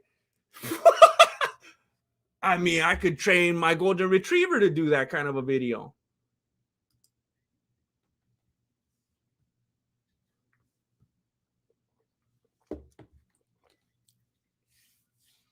I appreciate you, Leon. Thank you. That's why it drives me crazy. I'm like losing my mind a little bit.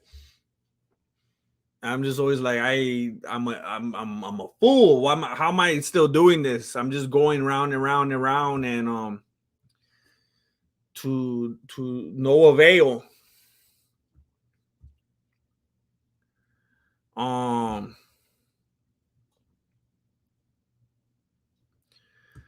Donate through PayPal instead of YouTube. YouTube be thieving a huge percentage. He's not lying.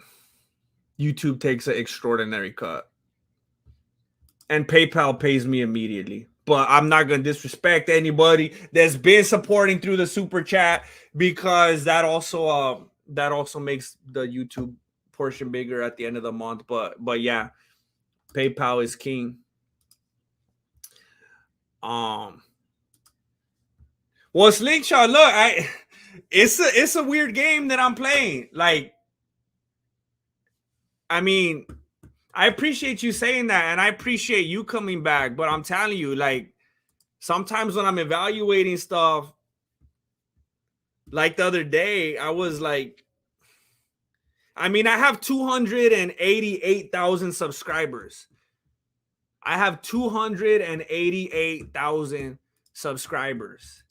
And is that not going to show what I want it to show?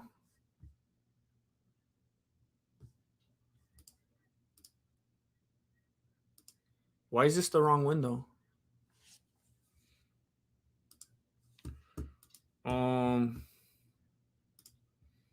That was weird.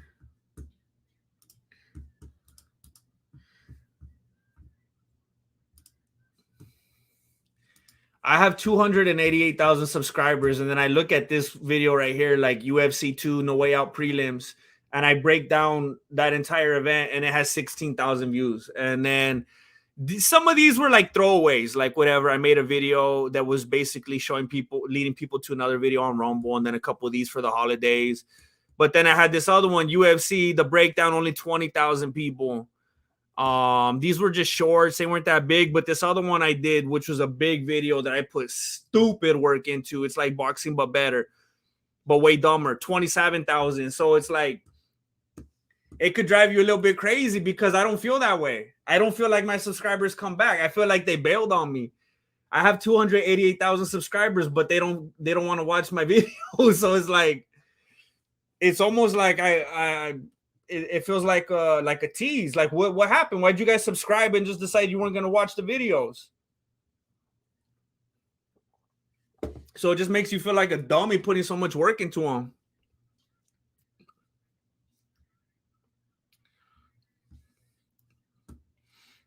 I wish everybody was like you, Liam. Did you know I have a second channel, Liam? If you feel that way, then I think you would like the second channel. Are you subscribed on Below the Beanie? Thank you so much, Liam. Have you ever thought about making YouTube content outside of MMA? MMA YouTube is a fickle community. I can't even imagine starting over. I have made content outside the MMA community, by the way, before, on multiple occasions, and nothing ever really worked out. So,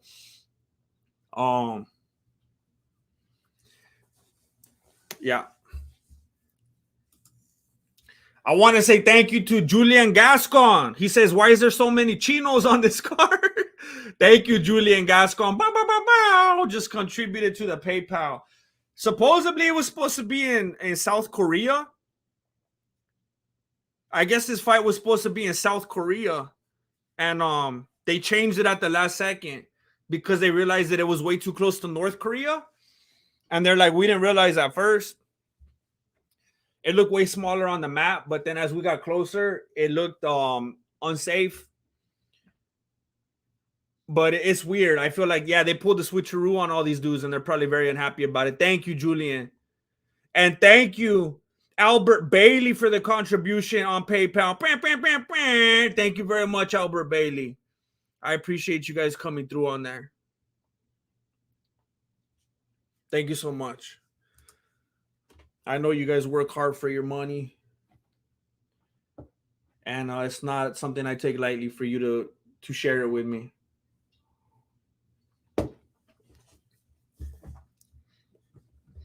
He said it's not as good as Burger King, but he still liked it. Oh, well, there's nothing wrong with that. I mean, Burger King is the king for a reason, you know? I ain't gonna lie, I miss watching your old content. Those were fun. People like the Weasel kill it. People like the Weasel, and my subscribers that don't show up, they choke me out. I can't live on like that. I can't make those funny videos for nobody to watch and for free. I can't. I'm not a 18-year-old bachelor. I kind of regret that I ever made those videos because I can't keep up those expectations.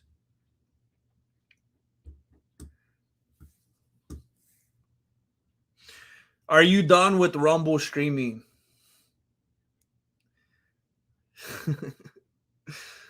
um hmm. Um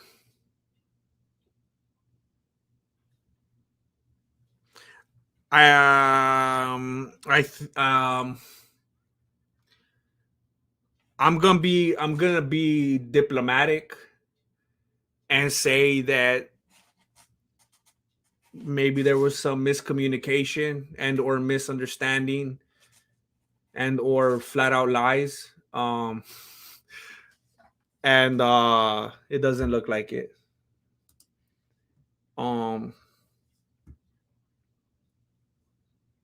Oh yeah, I'd rather have a Whopper over In and Out any day. Whoppers are double Whopper, but not the Texas one. Now what? I don't like that Texas Whopper thing they made.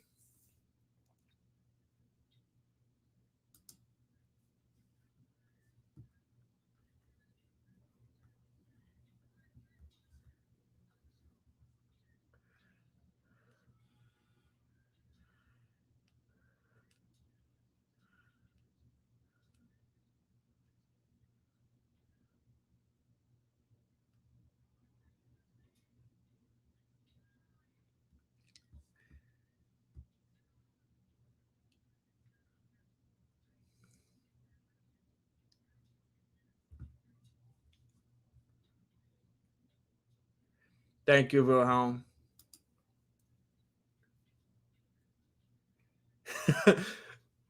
I was just messing around and it kind of came to me at the last second. I was so happy. I felt like that was the best thing I ever did.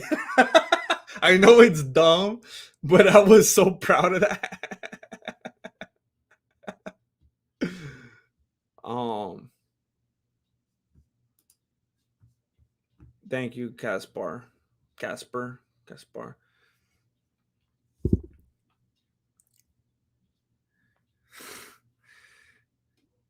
I'm like, I was thinking yesterday about just trying to email as many people as I can and just seeing if maybe like I could be a writer for somebody.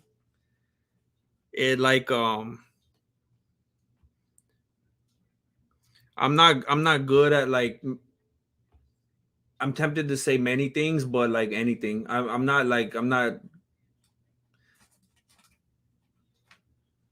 good at much stuff, if anything at all, but it really does drive me to insanity to feel so confident and so good about the one thing I feel like I can do, but just not have that open door, you know, just not have that foot in the door, just not like, you know, you just got to know that one person, you just got to send that one email, you just got to whatever it is, and it's like if I just had that one thing, I don't know.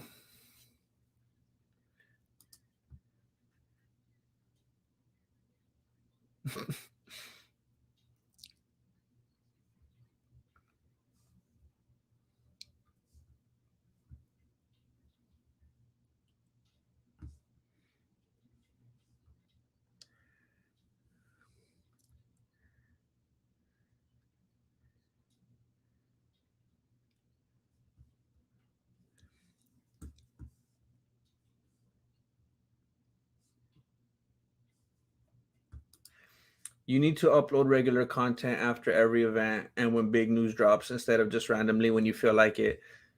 Andrew, you're my enemy right now, and I sincerely don't like you. Um, the fact that you think I just upload randomly when I feel like it puts me into a rage. Um,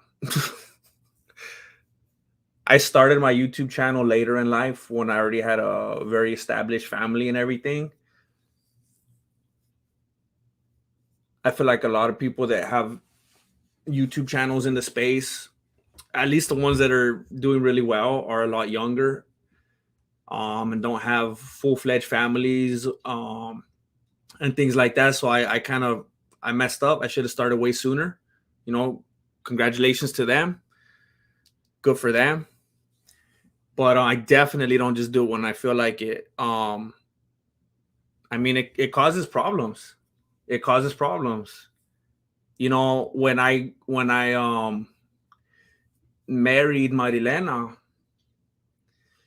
she didn't think I was gonna be up till 3, 4, 5 in the morning writing scripts that no one was even gonna watch, you know? And it takes its toll.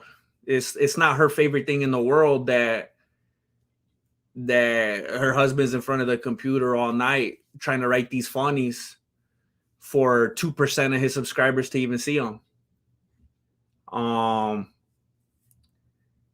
So when you think I'm not uploading regularly because I don't feel like it, I'm writing and I'm rewriting. I mean, that's the difference between someone like me and the Weasel. I don't do what the Weasel does, and the Weasel doesn't do what I do. The Weasel watches a fight and then regurgitates what he saw in the fight. I write jokes. I mean, when you watch someone do a comedy special, or you watch your favorite sitcom or a show or whatever, do you think they just saw something they're regurgitating, or do you think there was a writer's room with like dozens of people and a whiteboard and laptops and notepads? This is just me. Every single video you've ever seen, I was looking on a website the other day. I think I have like 490 something videos. Every single video you've ever seen me in, besides a live stream, I sit there writing a meticulous script, and I'm rewriting, and I'm making it tighter, and I'm making it funnier, and I'm making it better. And I'm up all night doing it. Then I fall asleep 4 or 5 in the morning. I got to be back at 7 to take the kids to school, do adult things, do deliveries so I can make money on the side, because this doesn't make money. Then I got to come back in here. I'm editing, I'm shooting, I'm replying to comments. I'm trying to figure out analytics. I'm cutting clips. I'm making shorts. I'm getting on other platforms. I'm starting a Below the Beanie channel. I'm starting a Spanish channel. The desperation. And you're talking about me just doing it randomly when I feel like it. The truth is, the reason I'm still here is because I haven't fulfilled my sponsorships that I've been talking about for like months now, because that's how slow I am. I've already applied to other jobs. I already got accepted into one, it sounds like. And I have orientation supposedly in like 3 weeks. And if I get that, I'm like, as soon as I fulfill my sponsorships, I don't know why I would ever do this anymore. It's been like the worst thing ever in my life because of the way that YouTube is. If I could just get on a platform and they're like, hey, make us this many videos a month and we'll pay you this much a month, I'd be like, oh, and I'd be there and I'd be plugged in and I'll make the best videos they've ever seen. But this stupid, like, busking kind of,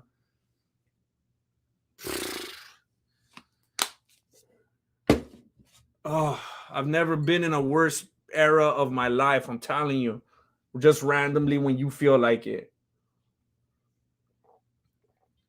You need to upload regular content after every event when big news drops. I try to upload videos like that, and people say I'm lazy because I don't got all the nice edits and cuts.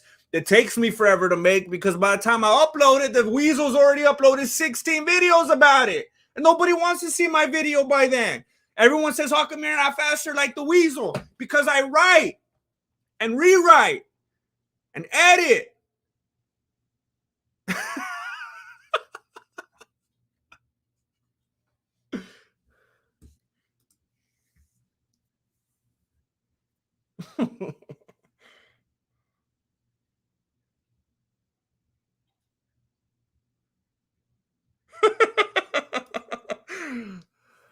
I hate my life. I hate my life. You are very funny when you're able to produce a good video.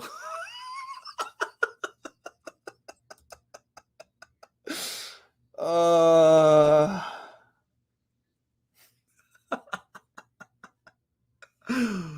uh,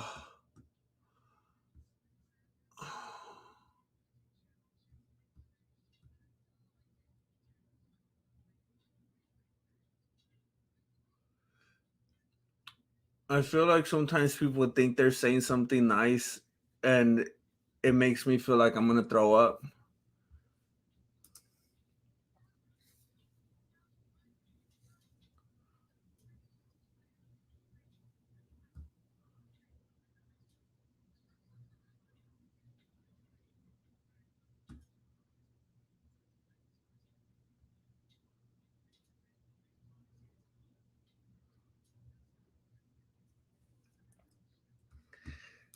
Thank you, Mr. Slingshot. Mr. Slingshot. And I want you to know those little tiny core of you, I appreciate you very much. Those names that I constantly see showing up in the comments and stuff, I got crazy appreciation for you. And I really feel like we got ourselves a little family type of community. You know who you are.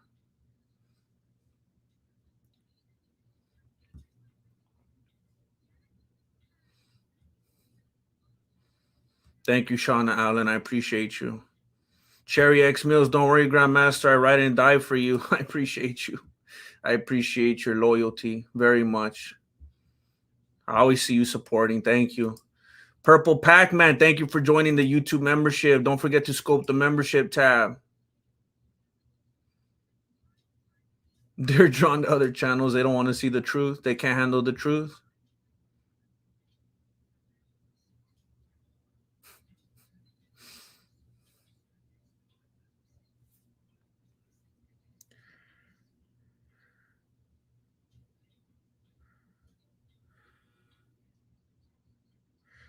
Where's the Ridge Wallet sponsors money? Um,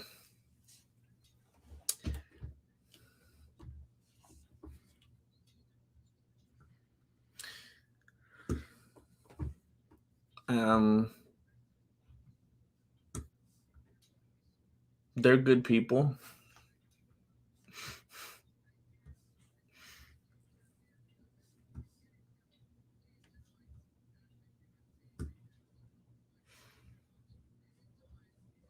I have never been in denial about that, Andrew Thompson. I don't like talking about it because it became trendy, but I am absolutely not in denial. Stand-up comedy. Like I just need to work in a factory and get a paycheck. I appreciate you very much, Lorenzo. I appreciate that, but people have been saying that since 2017. uh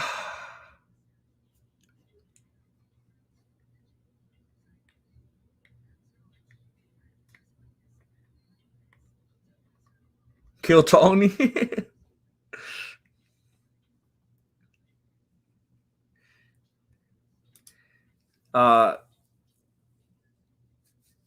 Not entirely true, Soren.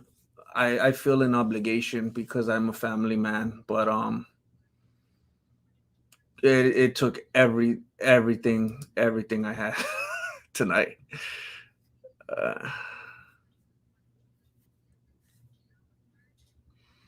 Thank you, Specialty Automotive. I'm always so happy to see you in here. I appreciate you always. It's just it's really hard to keep doing it.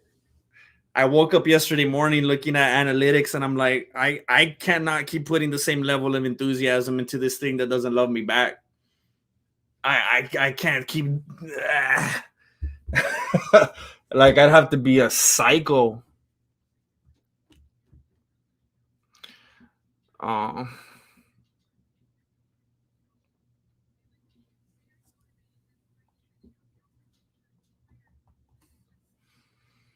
Michael Faust. Thank you for the PayPal contribution, Michael Faust. Investing in some below the beanie stock. Keep up the great entertainment. Thank you so much, Michael Faust. Thank you. Thank you, Big Spander. Thank you. Thank you for coming through, Michael Faust. I'm always self-conscious when I say your name. I don't know if I'm saying it right, Michael. Sebastian Pozos. Sebastian Pozos. Oh my goodness. Thank you, Sebastian. Big Spander. Thank you, GM. I love your content. Don't feel obligated to deliver a crazy production each time. Well, some fools need it. Some fools need it. I'm over here talking about how I put too much in, and then that dude Poppy came through. He's like, "Fool, the Weasel's production's even better than yours." I'm like, "All right then, all right." Don't feel obligated to deliver a crazy production. By the way, Poppy, I had to start making videos like that because of people like the Weasel, because I can't sustain my natural style. Don't feel obligated to deliver a crazy production each time. Other MMA creators get away with simple images and audio, simple animations, etc. Everyone wants to see more of you, and we hope you succeed. You're very, very talented. Thank you. Thank you, Sebastian Bozos. Thank you. Some of you guys don't realize how much this kind of thing means right now because of just the way that you know, everything kind of hits at the right time or the wrong time, you know. Whether it's I'm not gonna get into specifics. It's just gonna sound like a whole thing. But thank you very much. I'm talking big spenders in the PayPal. Big spenders in the PayPal. And I don't know, for some people that's not a lot of money or what, but for me it is, and I want to say thank you. I know how long of a way that goes. So the fact that you're not carrying it out for yourself and you're throwing it to me, it means a lot. Thank you. I'm gonna have to keep like the way you guys are showing love and support right now. I'm gonna have to. That's gonna be like the only thing in my mind that's gonna allow me to keep waking up and doing the same thing. Because aside from that, there's nothing. Just the fact that someone out there cares enough to do that. It's not the dollar. It's not the dollar amount. It's the care behind it. Like, dang, someone actually did that.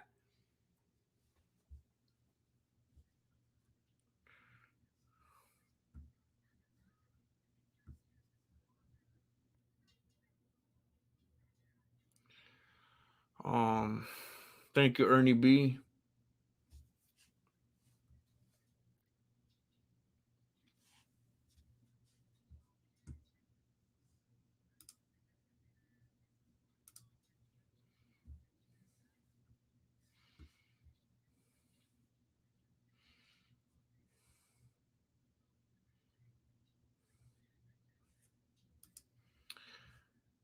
I really like those guys. They were trying to be really helpful. I don't know. I think it kind of just took its toll on me. I don't know. Because I really hate the idea of even having to try to get more sponsors, honestly. And then when you look at YouTube analytics, I mean, even as much as people, I know it's a whole meme and the thing in the Mexican martial arts community with the Ridge wallet and everything, but even as much love as people show the Ridge wallet, it's always like, as soon as it gets to the ad, it goes like this. And then some people never come back from that drop off. People just don't, for the most part, the vast majority, they just don't want to see ads. So I got to a place where it's like, if I'm trying to keep retention, see all these stupid things that I like. The fact I'm even talking about this makes me sick. I wish you could just make art, just make something good, just make something funny, and never even have to use words like retention or algorithms or analytics. I hate that. But when you use sponsors, it just kills stuff.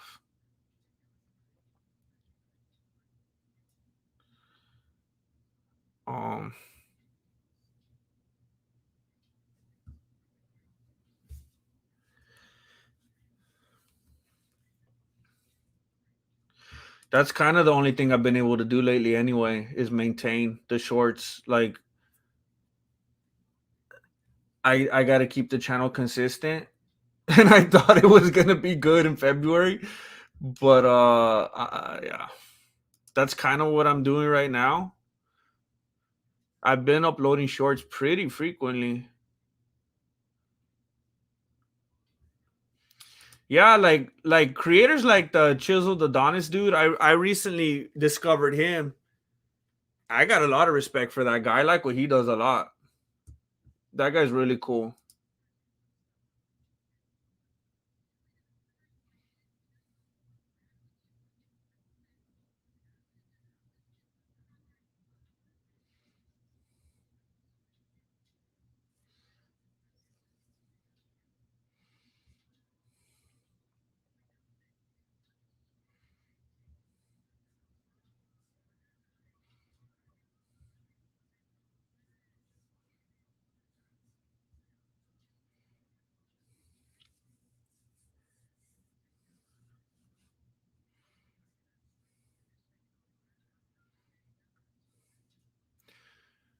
Big boss. Yo, GM, I never donated to anyone ever, but you make me smile, man. I know it seems frustrating, but keep pushing, man. You're capable of greatness. That's a big compliment. I appreciate that. I remember the first time I ever donated to anyone, I was like, it felt like a significant thing, you know? That means a lot. Thank you for going out of your way to do that.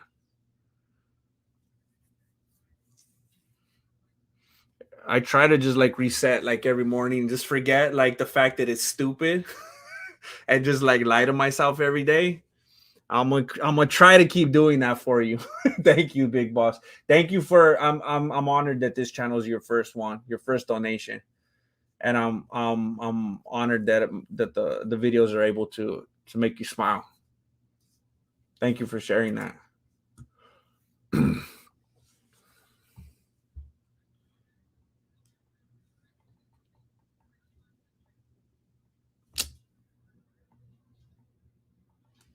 Someone just sent something on PayPal, and I just want to say what's up.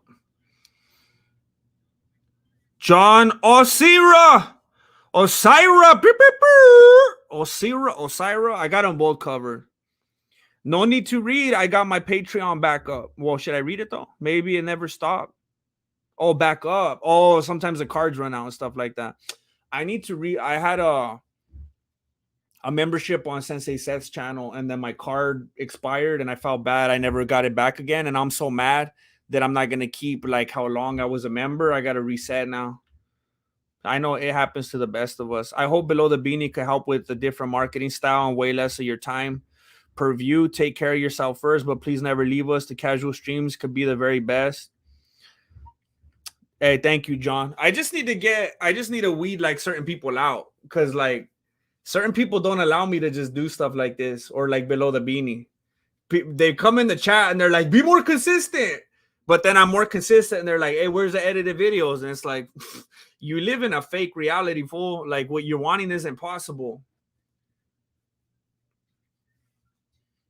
But I appreciate that, John Osira. And I like what I'm doing on Below the Beanie.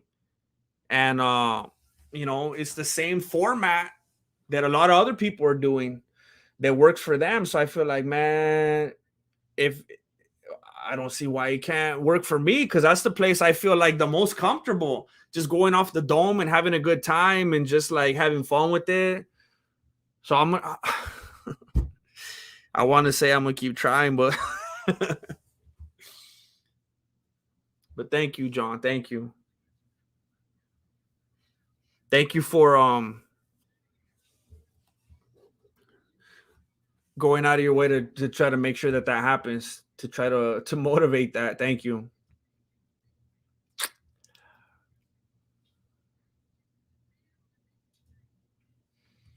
No, I'm telling you, there's some, I don't know if it's like little kids or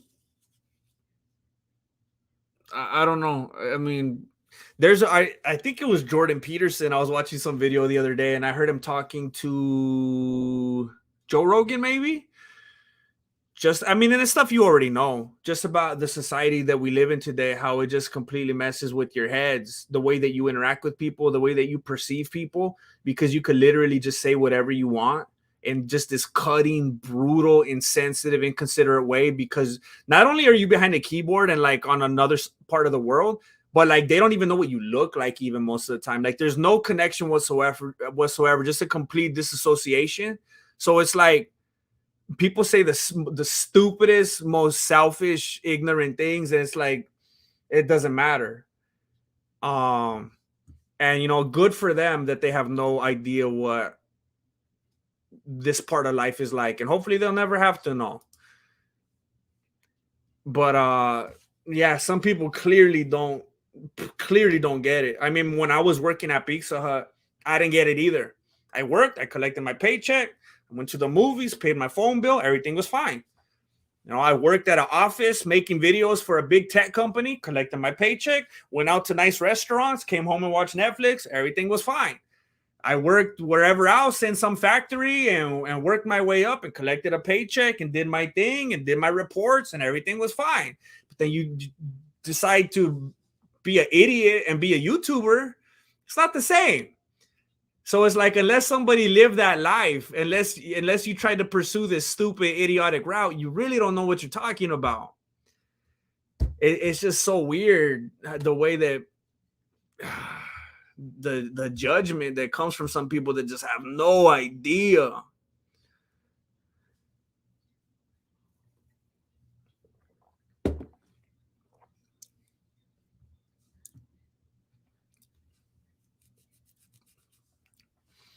Mike Alfieri. Beep, beep, beep, beep, beep, beep, beep. Imagine how long it takes to make a 10-minute video. Typically, okay, the editing alone, like once I've already shot it and everything, the editing alone, typically, if I'm not constantly being interrupted with I have to go there and pick up and drop off and help with dinner and all this, typically a minute is an hour of editing. So typically a 10-minute video is 10 hours of editing. It's usually way longer because sometimes I'll even put on like a online stop clock or whatever. So I'll time myself because I want a real idea of how long certain videos took me. But then you're constantly getting stopped to do, because it's hard when you work at home because people are like, oh, he's right there, he's home. It's like, yeah, but you got to respect that I'm working right now, because when they know you're in here, they're like, he's home, so he could do this and he can help with that. And it's like, not really. But then the writing and the shooting, and then I said the word wrong, and then I forgot that part, and then I got to say it again. Typically 1 minute of a video is an hour of editing. And typically a 10 to 15 minute video, when I shoot all of it, I usually have about 2.5 hours worth of footage because of trying to get the right. I mean, I don't know if you guys think I just say it and that's it. I mean, imagine like a show or a movie and people, they don't just say lines one time. People who have seen my outtakes know this. You do it again till it's right. That's why those of you who like the videos, when you see it and you think something was funny, it's because I worked to make it funny. I might have said it 27 times. There's times when I'm editing and I'm like, and he socked that fool in the face. And he socked that fool in the face. He socked that fool in the face. Oh, he socked that fool in the face. And I said like no, and that's for every single line I say. It's so stupid. Then times 10 because GM is a perfectionist. Yeah, I'm messed up in the head.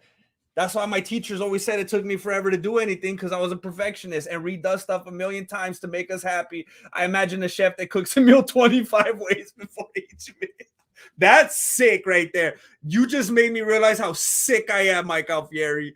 Looking at it like a chef that has to make a brisket like 25 times before he could serve it. You just put it into context how sick I am. Darth Vader, thank you.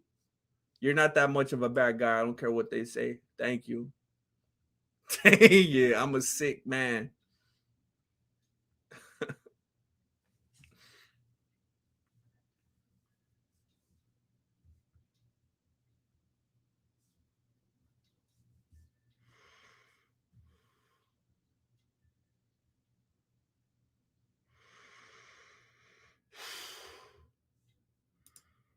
I appreciate you. I can't even. I'm lagging right now.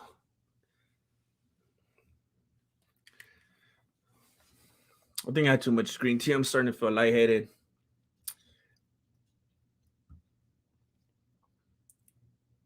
Thank you, Preston. I gotta remember I'm just building character right here, you know? It's gonna be good, right? With those commercials, it gets better.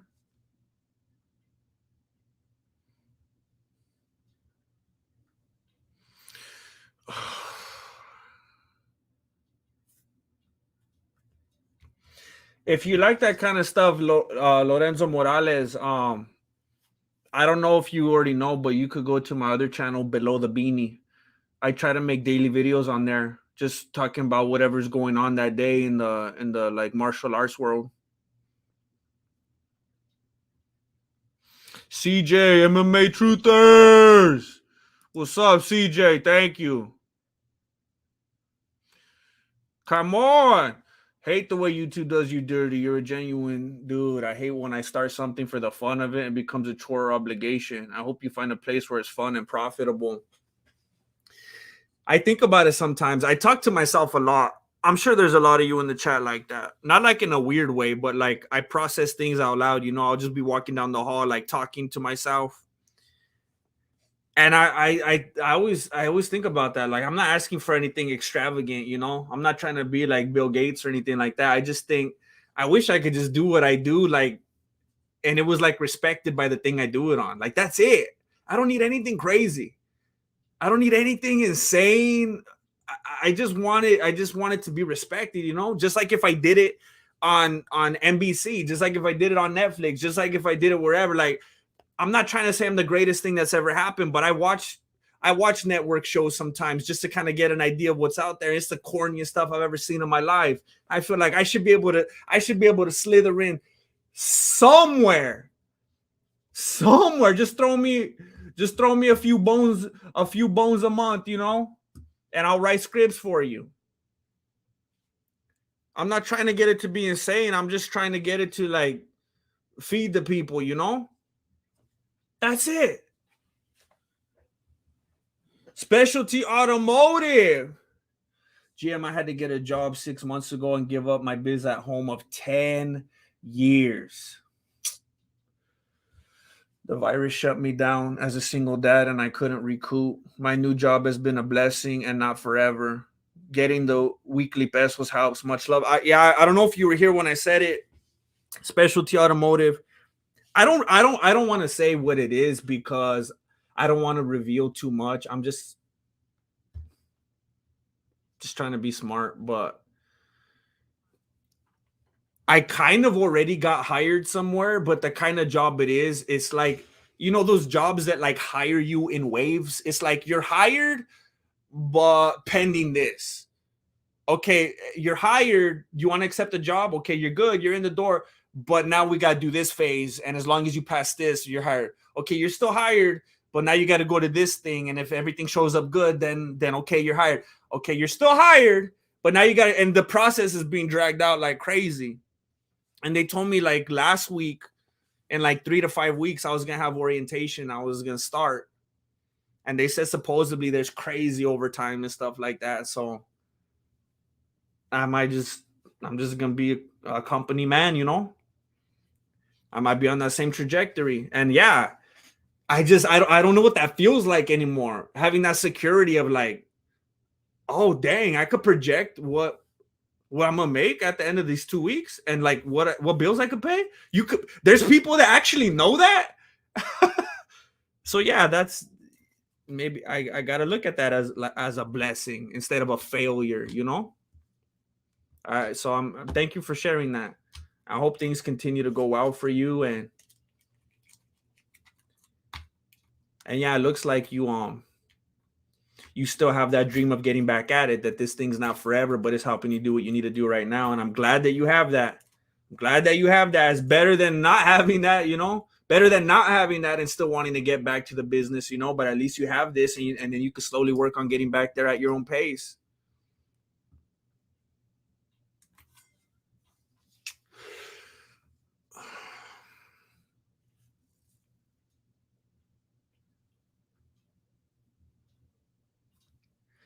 Tool told, keep your head up, homie.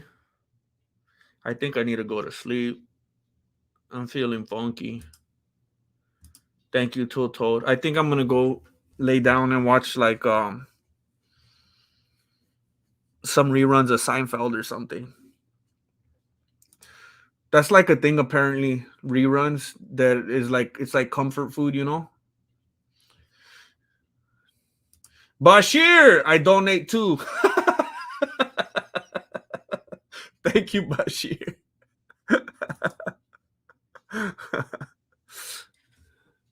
Thank you. And I don't want anybody to get it twisted, you know. I'm not like I can't stand it. Like, and I know some people have a certain because I've just become so transparent over the years. I know some people probably have a certain perspective of me, and I hate it. But I'm like super against the freebie culture, you know. I'm super against that. The handouts and the hey, we don't want to work, but just give us everything, and you know, we're all gonna wear the same jumpsuits, and we're all gonna look the same and talk the same and collect the same amount of money and all that. Like, I don't get down with that. Like, my inner dialogue, I'm always just like, I want to work. I want to work hard. I love working. When I'm just sitting on the couch doing nothing, that's depressing. I feel like I need to get up and I need to produce. I need to create. I'm so happy when I'm making stuff, but it's just demoralizing when it just feels like you're just throwing it all into nothingness, you know? And it's like people that are working just as hard as me and probably not that hard, they're thriving because they found that door, they found that person, or they found that whatever, that contact. And it's like, I'm working just as hard, probably harder than some of them, but nah. It's like, I want to do the work.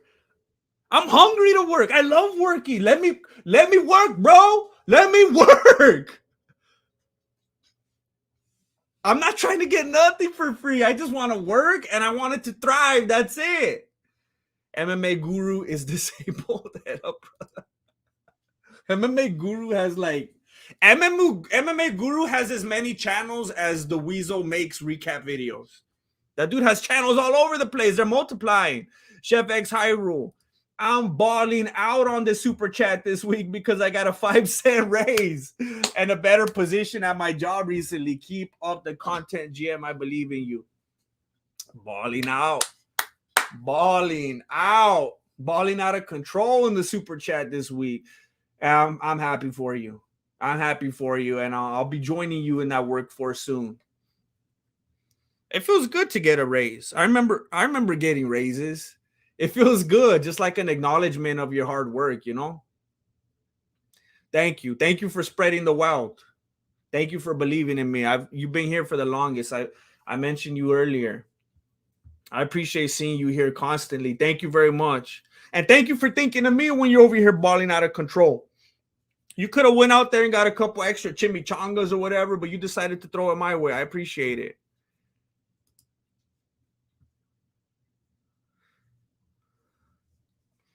Oh, yeah, that's insane. I got a lot of respect for people who do animations. Like, just as much as I talk about, like, I don't got respect for the Weasel, I got insane respect for people like, of course, I can't think of his name right now. That dude that does the MMA animations. What's up, Harim? Harim Pert. I'm just having a meltdown right now. No big deal. I have them like once every quarter. Jason Robbins saying perfection is the enemy of done. Hey, I'm going to screenshot that. Perfection is the enemy of done. That is so good. I don't know if you coined that or where that came from, but that's impactful. Perfection is the enemy of done. That is powerful.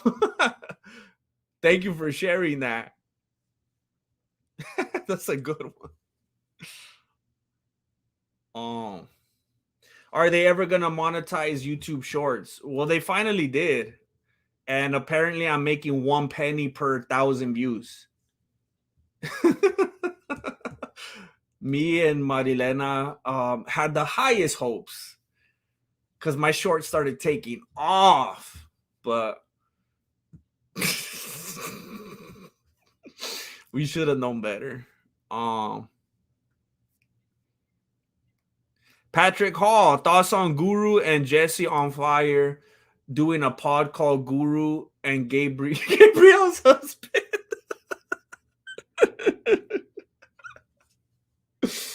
I love it. I love it. That would be hilarious. It should at least be a one-off.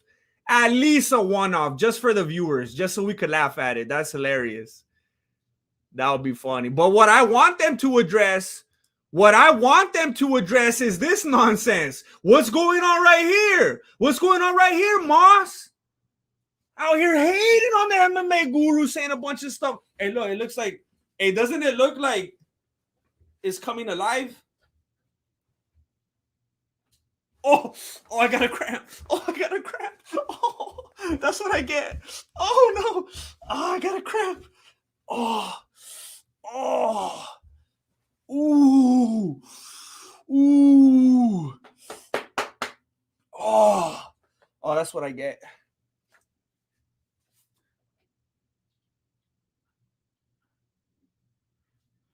Hello. My name is the Mossy Guru. I am the Mossy Guru. I am here to tell you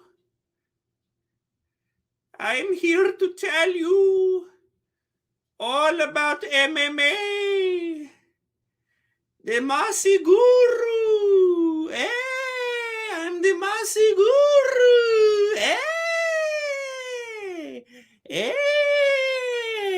The Mossy Guru.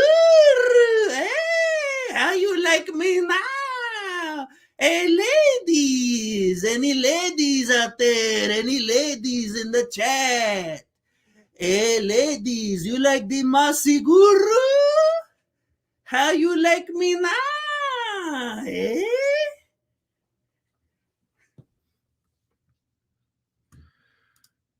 I need help. I'm not joking. Send help. Lorenzo Morales.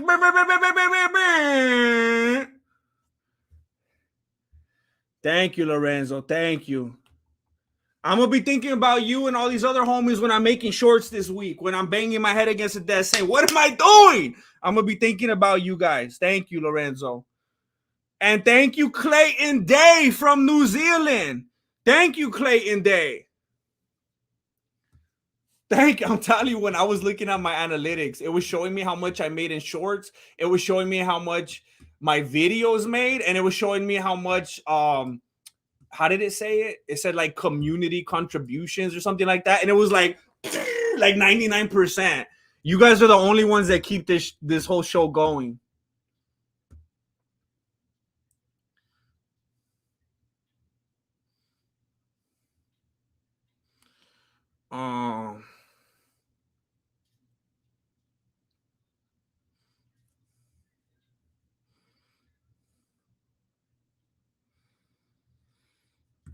I typed in your name to get your channel tonight, or I would have missed the live stream. I did not get your notification. Jeez. What a shocker. What a shocker. What a shocker.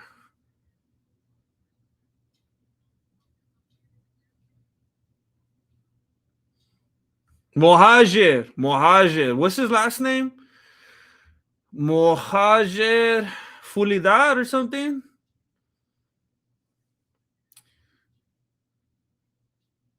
I forgot. It skipped on me. Isn't it Fulidar?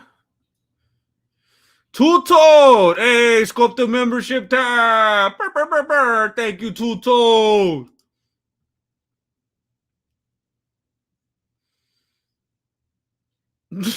Why are you copying the MMA Guru beanie?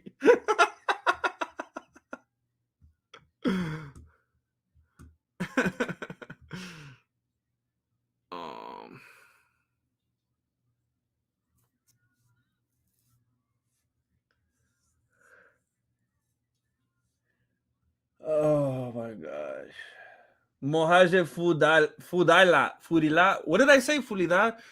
Oh, I got the L and the D mixed up. Mohaje Fudelia. Okay, I'm not gonna say it right. Oh, I said Mohajer. That's not how you say it. It's Mojaher. Mojaher. Mojaher Fudaila. Mojaher Fudaila. Yeah, that fool does good work.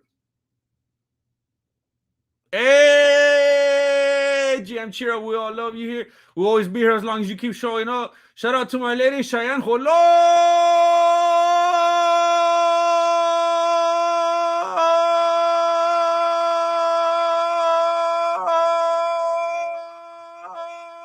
Okay, I could go way longer, but the voice cracking is killing me.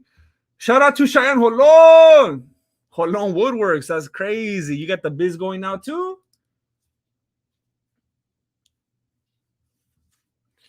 Cheyenne Jolon.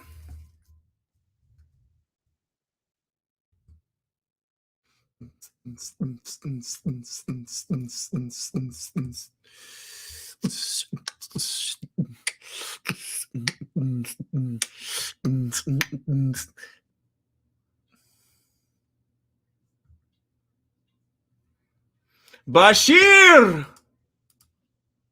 Korean Superboy gonna get the W. You think so? Probably.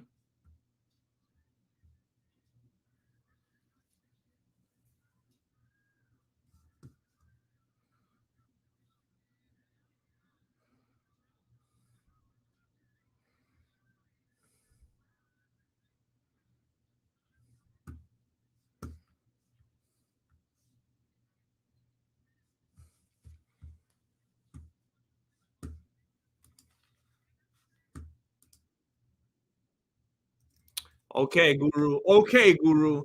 I tried to turn up the volume for 1 second, and you're airing profanities to my viewers. Come on, Guru.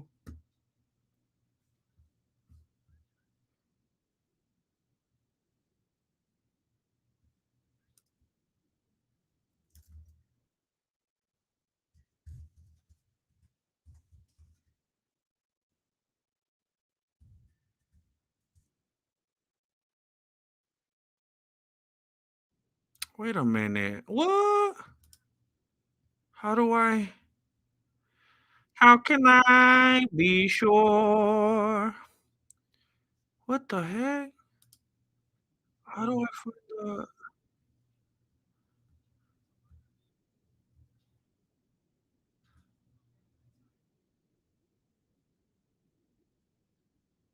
Oh, this is weird.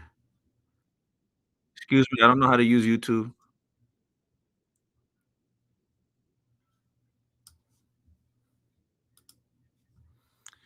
Um,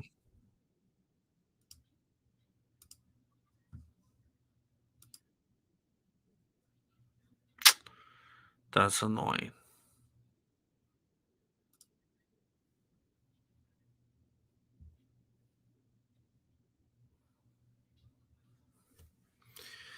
Whatever. I give up. Swan and Bomber. Fight still alive? Yeah, I don't. Jeez.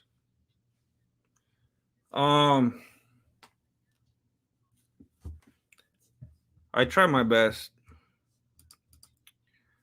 I can't.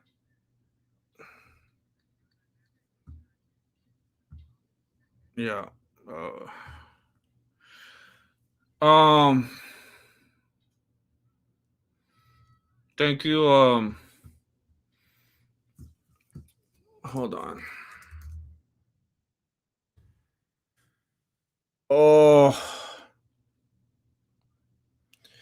All right. Thank you for watching. I don't care enough about Derek Lewis to stick around. Go split between the MMA hoes and MMA Guru. Go watch their channels and tell them how much you love them. Tell them how much you love them and appreciate them. Tell them that they smell amazing, that they have beautiful beards that Mexican martial arts could never dream of growing himself, both because Marilena doesn't want him to and because he doesn't have the genetics. Please tell them that you appreciate what they do, and that you're glad that they have Wi-Fi. Bashir, you good fam? It's only hump day. Hump day, where you at? It's Wednesday where you're at. I don't know. I'm gonna be better right now. I'm gonna be better in a couple of minutes. I need to go lay down. Go tell the MMA hoes and MMA Guru hi, and tell them that you wish them much success on their journey, and that they never have to go to Rumble. I thank all of you for being here tonight and doing your best. Thank you very much for being here. I appreciate you. All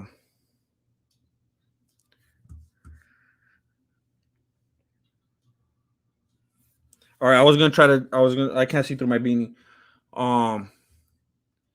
Enjoy your night. Enjoy your night. I just don't want to seem disrespectful. I appreciate all of you. It's not you, it's me.